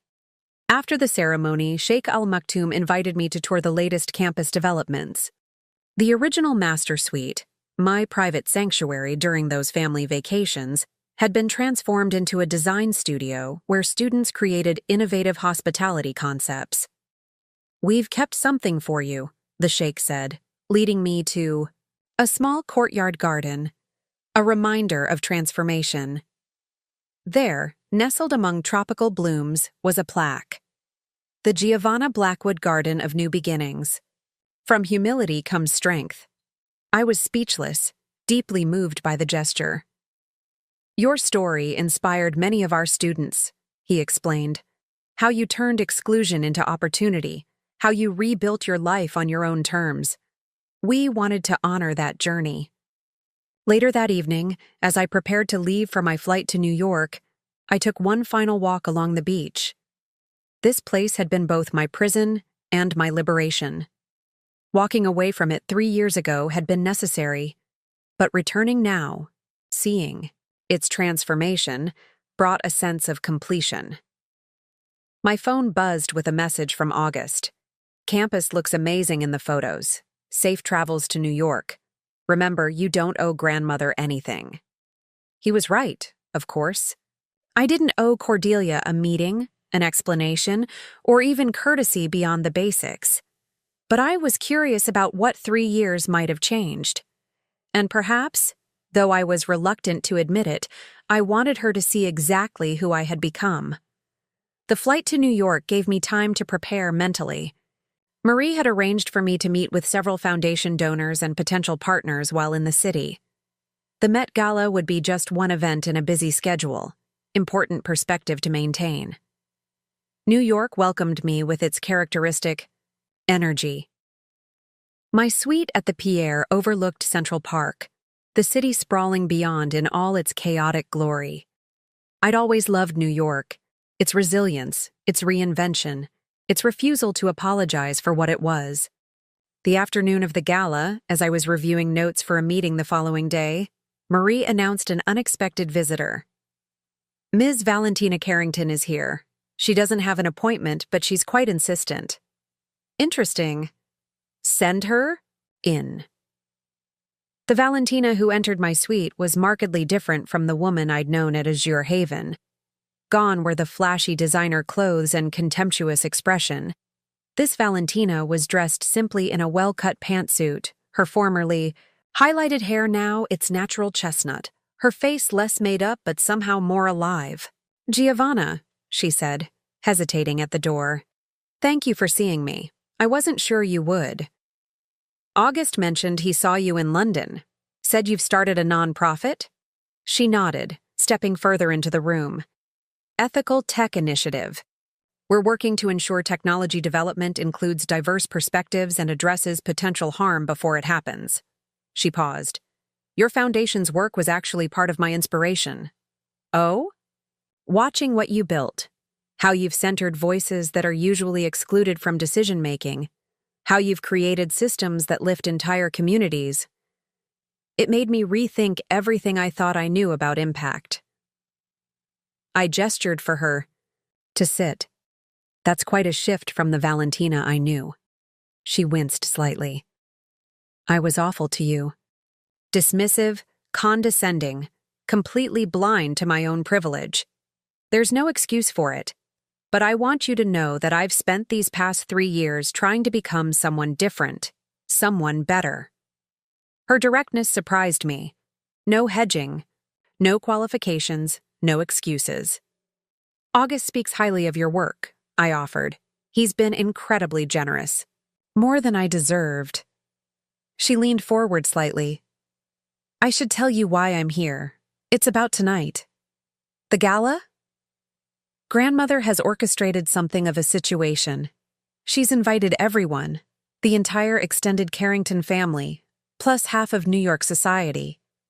She's been telling people she's reconciling with you, positioning herself as the gracious matriarch welcoming back the prodigal daughter-in-law." I laughed despite myself. "Some things never change. That's why I came to warn you. She's trying to co-opt your success, Giovanna. Suggesting that your foundation's work is somehow a Carrington family initiative that she's always supported from behind the scenes. That's ambitious, even for Cordelia. She's desperate. The family's social standing has declined since you left. The Azure Haven sale, August's divorce from Brielle, your foundation's success. It's all created a narrative she can't control. People ask questions she can't answer. So she's trying to rewrite history. Exactly. Tonight is her attempt to align herself with your success, rather than acknowledging her role in dismissing it. I considered this information carefully. Thank you for telling me. It's useful to be prepared. Valentina stood to leave. I won't be at the gala. I couldn't stomach watching her performance. But I wanted you to know that not all of us are still playing her games. Some of us have actually grown up. She hesitated at the door. For what it's worth, I'm truly sorry for who I was back then. You deserved better. After she left, I called Marie in to adjust our plans for the evening.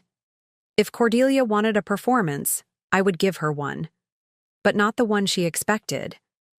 The Metropolitan Museum glowed with elegant lighting as I arrived for the gala. The event's theme was Bridges Between Worlds, celebrating cross-cultural artistic influence, ironically appropriate for the evening ahead. Marie had outdone herself with my ensemble, a stunning gown by a Cambodian designer from our foundation's artisan initiative, paired with jewelry crafted by women entrepreneurs from our microfinance program. Every element of my appearance told the story of the foundation's work, from the sustainably sourced silk to the traditional techniques that had been preserved through our cultural heritage projects. I had barely entered the grand hall when I spotted Cordelia holding court near the Egyptian wing, surrounded by attentive listeners. She was immaculately dressed as always, though I noted the subtle signs of age that 3 years had added, deeper lines around her eyes, a slight stoop, to her previously ramrod posture. She saw me at the same moment, her eyes widening slightly before she composed herself into a practiced smile.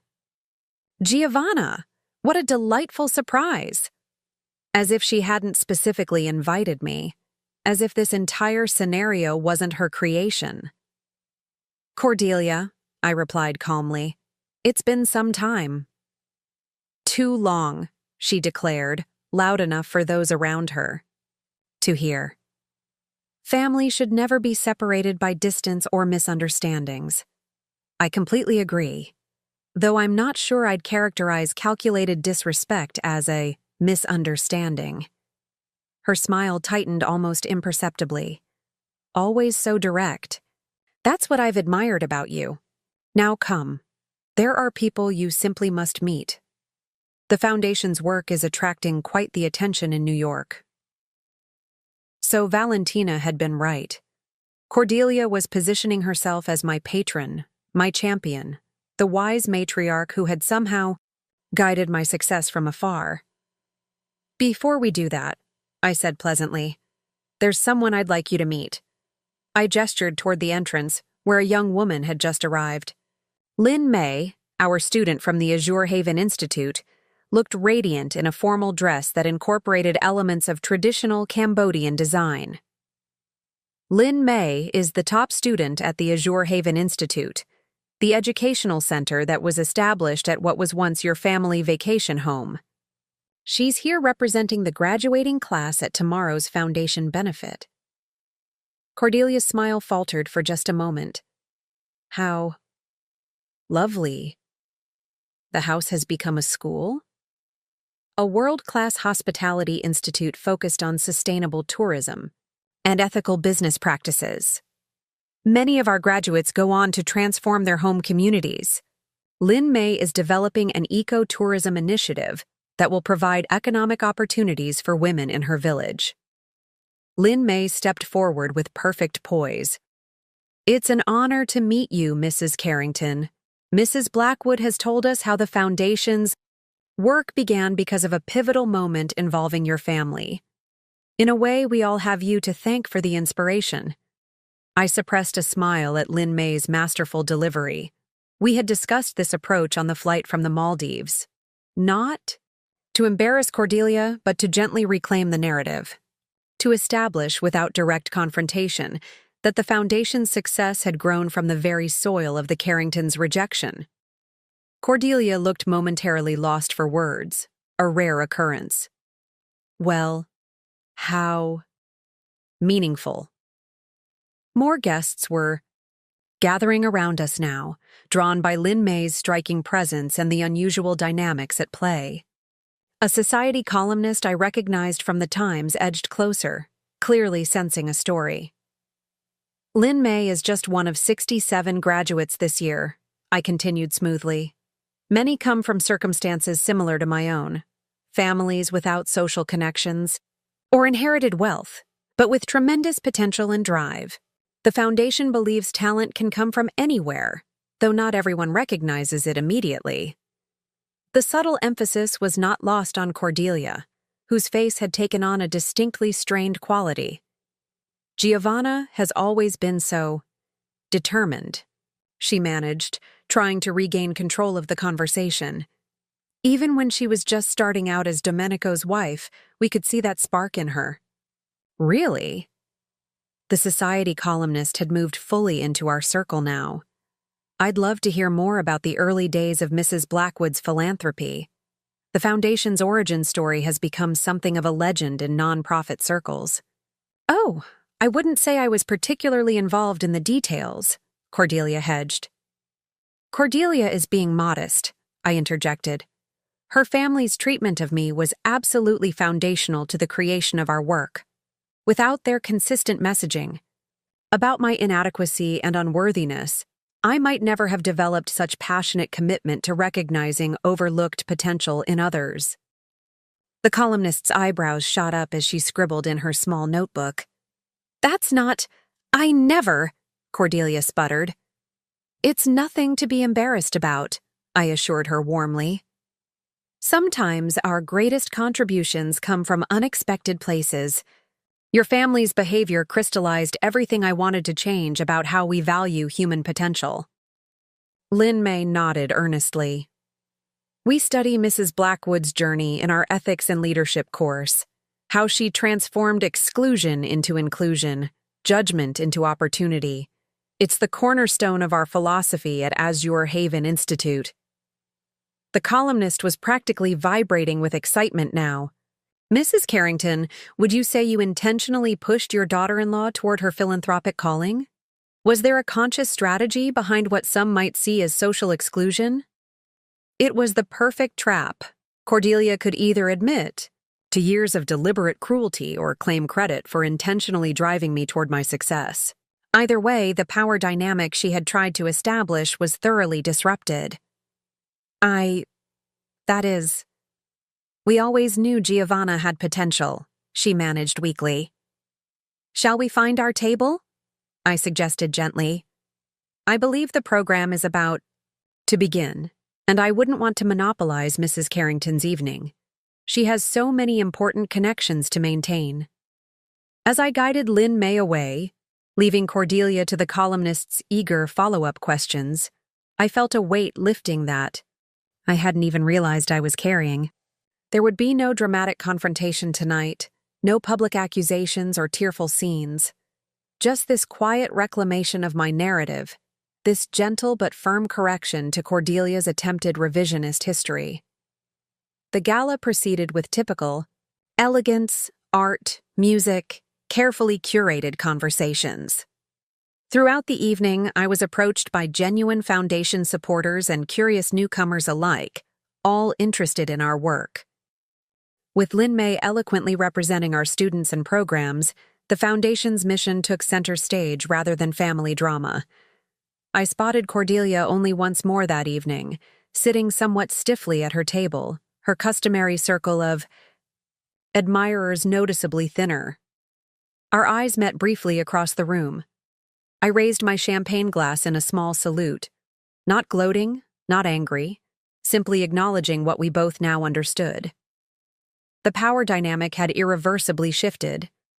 The woman they had dismissed as just an old woman had not only reclaimed her dignity, but had transformed their rejection into a force for good that would outlast all of them. The next morning, the society pages featured a small but pointed article. Carrington Family Inspiration Leads to Global Foundation Success. The piece quoted Lin May extensively on how the Foundation had created opportunities for students who might otherwise have been overlooked, and mentioned that the Azure Haven Institute now operated on the site of what had once been the Carrington family's vacation property. Cordelia was quoted only briefly, saying she had always recognized Giovanna's potential, a claim so thoroughly contradicted by 20 years of behavior that anyone who knew the history would recognize the revision for what it was. As I prepared for the Foundation benefit that evening, a much more substantive event focused on our actual work rather than social positioning, my phone lit up with a message from August. Saw the article. Masterful. Grandmother must be seething. Congratulations on taking the high road while still setting the record straight. I smiled. The high road indeed. Not because I had forgiven or forgotten, but because I had transcended. The greatest revenge wasn't in confrontation or humiliation, but in living so completely on my own terms that those who had once dismissed me became irrelevant to my story. The old woman they had underestimated had not only proven her worth, but had created a legacy that would continue long after the Carrington family name had faded from social prominence. And that, I realized, as I headed out to celebrate our graduates' achievements, was the most satisfying conclusion of all. 5 years after the Met Gala showdown with Cordelia, life had settled into a rhythm I could never have imagined during those painful days at Azure Haven. The foundation had expanded across 3 continents, with educational initiatives reaching over 50,000 students annually. What had begun as a personal mission of vindication had blossomed into a global movement for educational equity. The morning sunlight streamed through the windows of my Singapore apartment as I reviewed the final plans for our newest project, a state-of-the-art innovation campus in rural Vietnam. At 72, I remained actively involved in the foundation's strategic direction, though day-to-day operations had largely transitioned to our exceptional executive team. The Minister of Education confirmed for next month's groundbreaking, Marie said, setting down my morning coffee. Though now technically retired, she still insisted on managing my personal schedule. And August called. He and Elise are bringing the children later. I smiled at the thought of my grandchildren, not grandchildren by blood, but by love. August and Elise had adopted twins from Cambodia 3 years ago, a boy and girl whose vibrant personalities had brought new energy into our lives. Mei Lin and Tenzin, now 8 years old, were frequent visitors to my apartment, filling it with laughter and curious questions about everything from architecture to marine biology. Also, Marie added, this arrived from New York. She handed me a thick cream envelope bearing the Carrington family crest. Inside was a formal invitation to Cordelia's 80th birthday celebration at the family estate in Connecticut, along with a handwritten note, Giovanna, I hope you might consider attending. There are conversations long overdue between us. Cordelia. I placed the invitation on my desk, unsurprised but thoughtful. Over the past 5 years, Cordelia had made several attempts at reconciliation, each more deliberate than the last. After the Met Gala, she had funded a modest scholarship at the Azure Haven Institute, a gesture that acknowledged, however obliquely, the value of my work. Last year, she had even attended a foundation fundraiser in Boston, sitting quietly in the back without attempting to center herself in the proceedings. Age and time had perhaps given her perspective. Or perhaps, as August suggested, she simply didn't want to be on the wrong side of history as her legacy took shape. My reflections were interrupted by a video call notification. Victoria Beaumont Ashford, Brielle's mother, who had become an unexpected ally and friend over the years. Giovanna, she greeted me, her elegant silver hair now fully white but her sharp intelligence unchanged. I assume you received Cordelia's invitation? This morning. You as well? Yes, though I suspect for different reasons. She wants you there for redemption. She wants me there as a witness to it. I laughed. Victoria's directness had always been refreshing. Will you go? I haven't decided. Brielle is pressuring me to attend. How is Brielle? I asked, genuinely curious. After her divorce from August, my former daughter-in-law had retreated from social media and, according to Victoria, undergone something of a personal transformation. Still finding her way. The divorce was a wake-up call. She's teaching elementary. School now, if you can believe it. Says it's the most fulfilling work she's ever done. That's unexpected. People can surprise you, sometimes even themselves. Victoria paused. Are you going to the birthday celebration? I glanced at the invitation again. I'm considering it. August thinks I should go, For closure, if nothing else. August always did have a generous heart, rather like his mother. After we ended the call, I walked to the window overlooking the city. Singapore had been good to me, its blend of tradition and innovation mirroring my own late-life reinvention. Here, I was known for my work, not for my family connections or past humiliations. Here, I had built a life entirely on my own terms.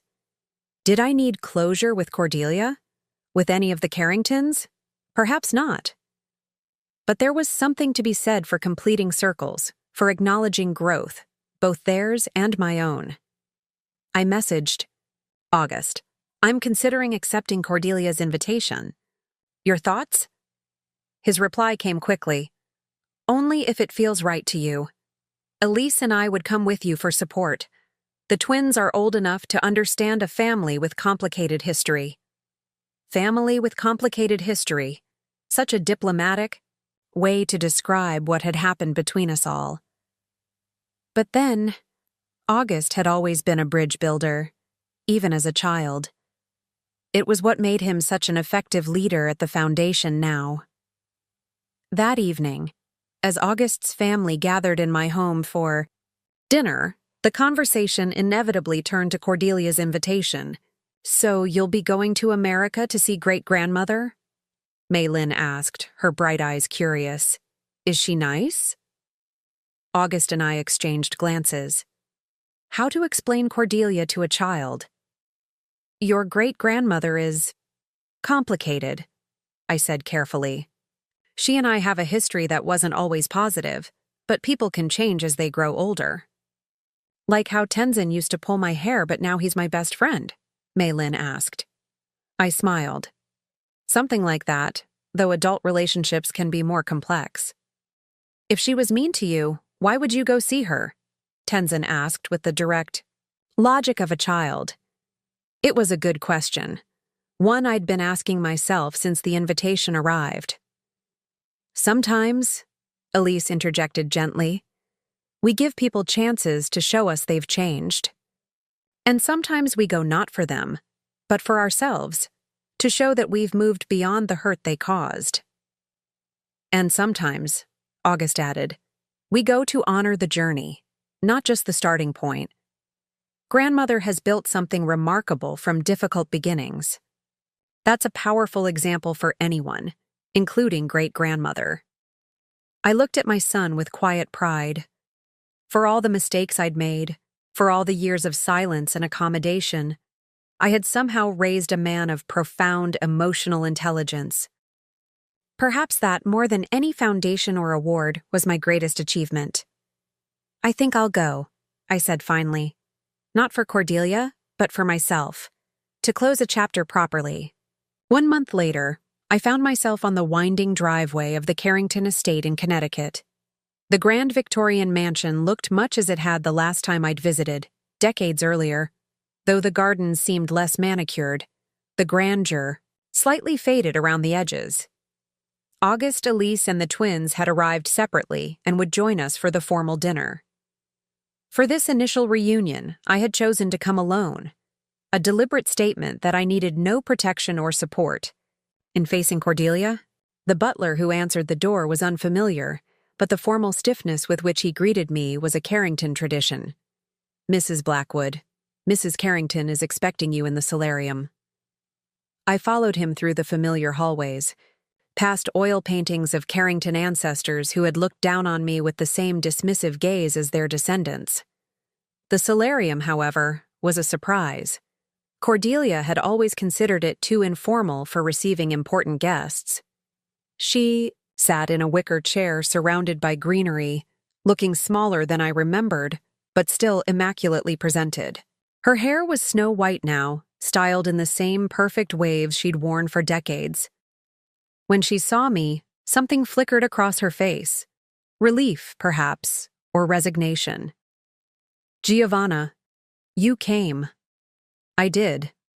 Thank you for that. She gestured to the chair opposite her. Tea? Please. As she poured from a silver service, her hands trembled slightly. the only visible sign of her 80 years. Singapore agrees with you. You look well. Thank you. The work keeps me young. Yes, the foundation.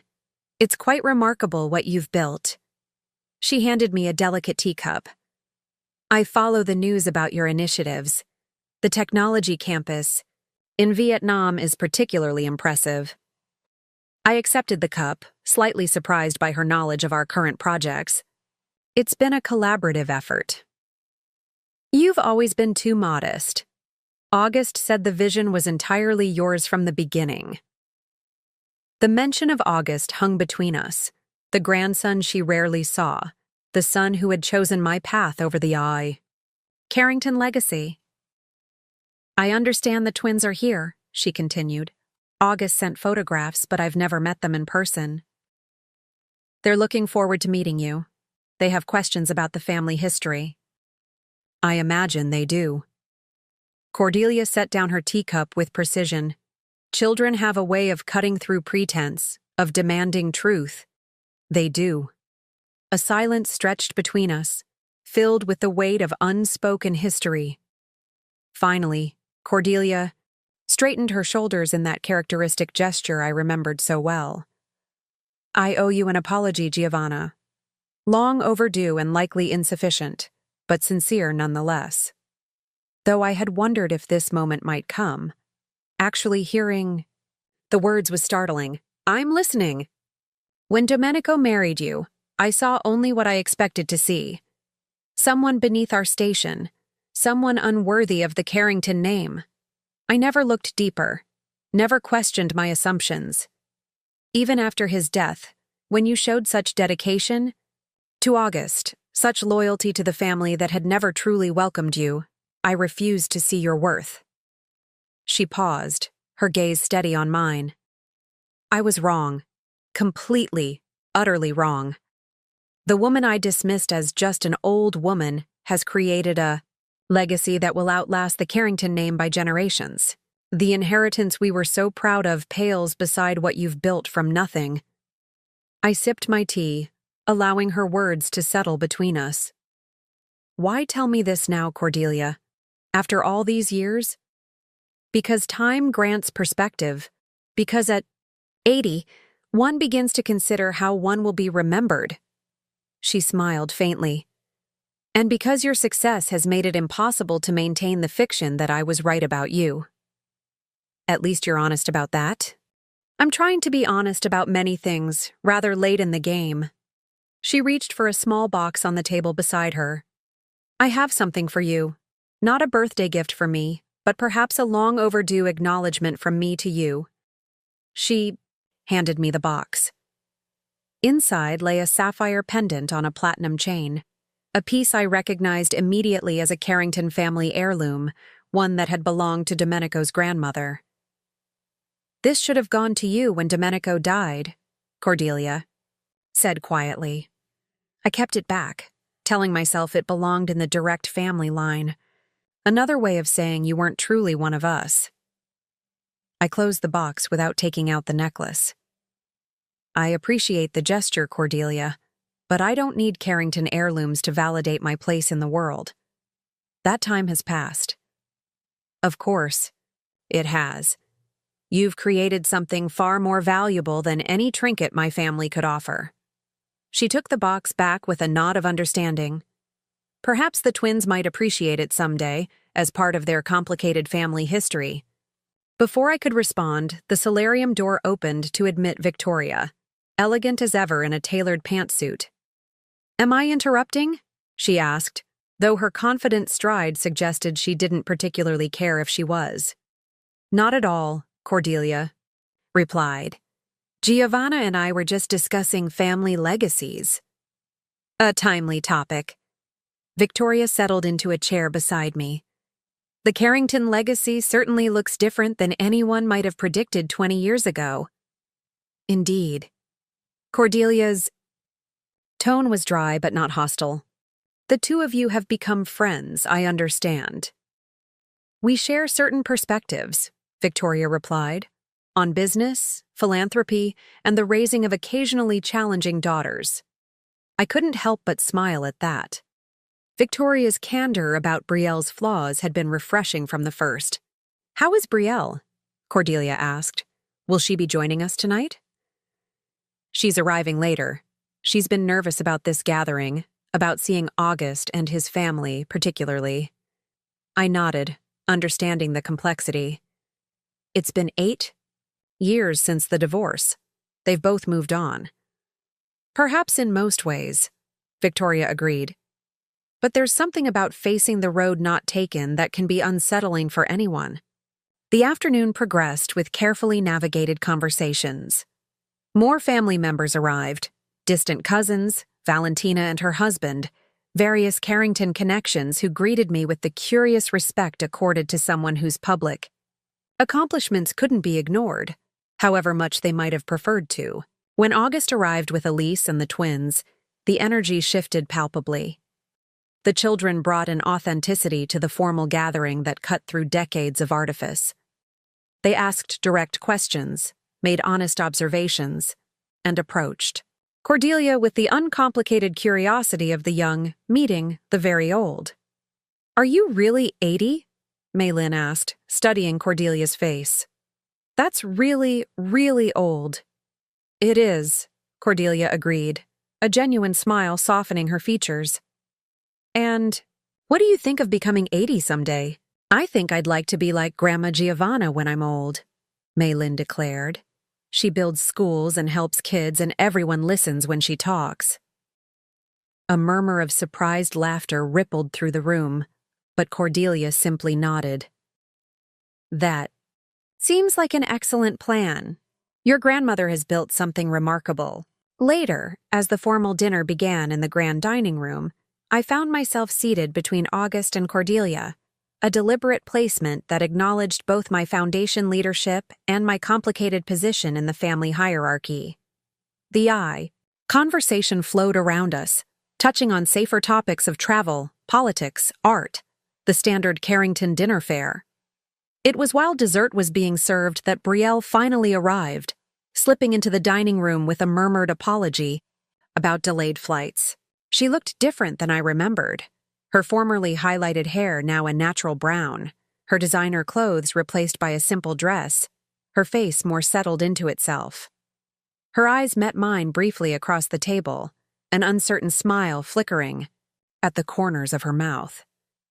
Then she glanced at August and Elise, nodding in greeting before taking her seat beside her mother. The evening progressed without incident. There were toasts to Cordelia's health, reminiscences about family history, carefully edited to avoid the more uncomfortable chapters, and conversations about the various family members' current projects. When the foundation's work came up, Cordelia surprised me by speaking knowledgeably about our recent initiatives.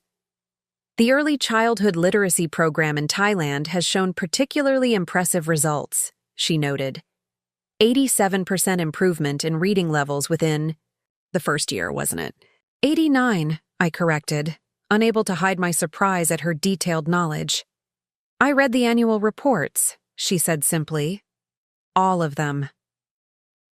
As the formal dinner concluded and guests began moving to various parts of the house for after-dinner, drinks and conversation, I found myself drawn to the library, the one room in the Carrington home that had always provided sanctuary.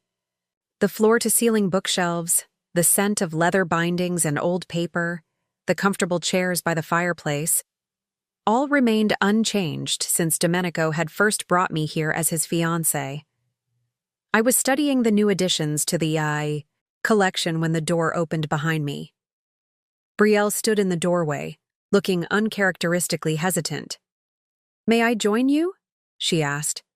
I nodded, curious about what my former daughter-in-law might have to say after 8 years of silence.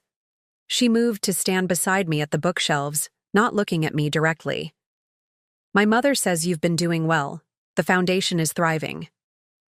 "It is. And you?" "Victoria mentioned you're teaching now." "3rd grade." A small, genuine smile crossed her face. "It's chaotic and exhausting and completely rewarding in a way nothing else has ever been." "That's good to hear." Brielle ran her fingers along the spines of several books before speaking again. I owe you an apology, Giovanna. More than an apology. An acknowledgement of how terribly I behaved as your daughter-in-law. That was a long time ago. Not long enough to erase the shame I feel when I think about it. She finally turned to face me. Do you know what made me become a teacher? Working with your foundation's literacy volunteers after the divorce.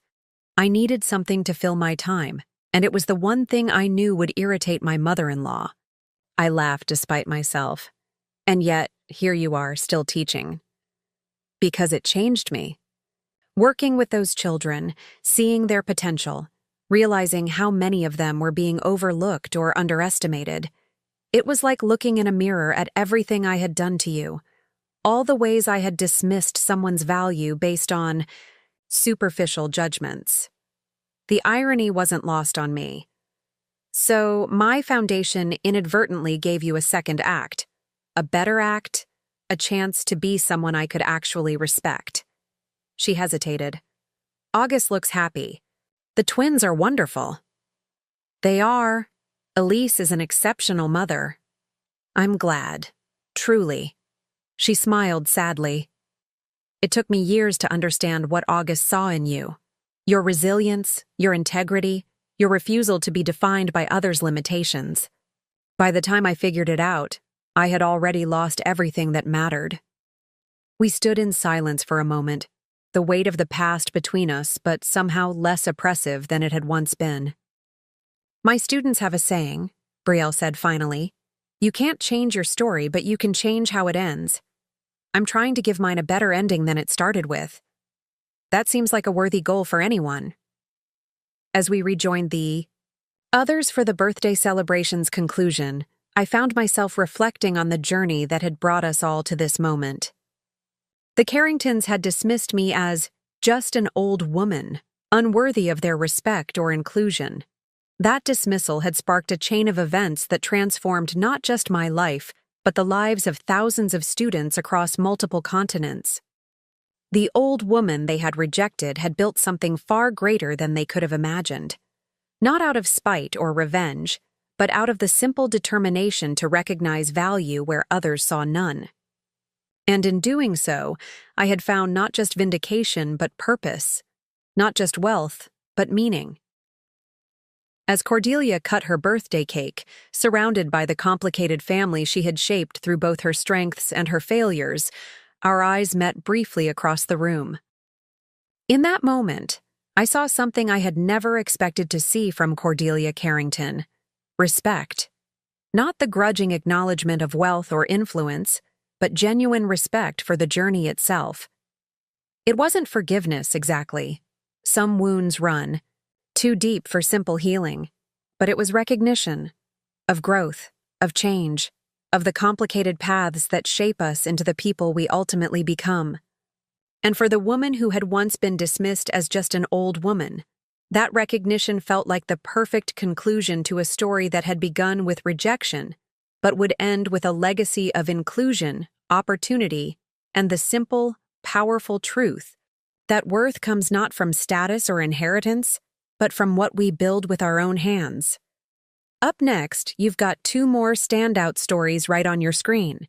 If this one hit the mark, you won't want to pass these up. Just click and check them. Out!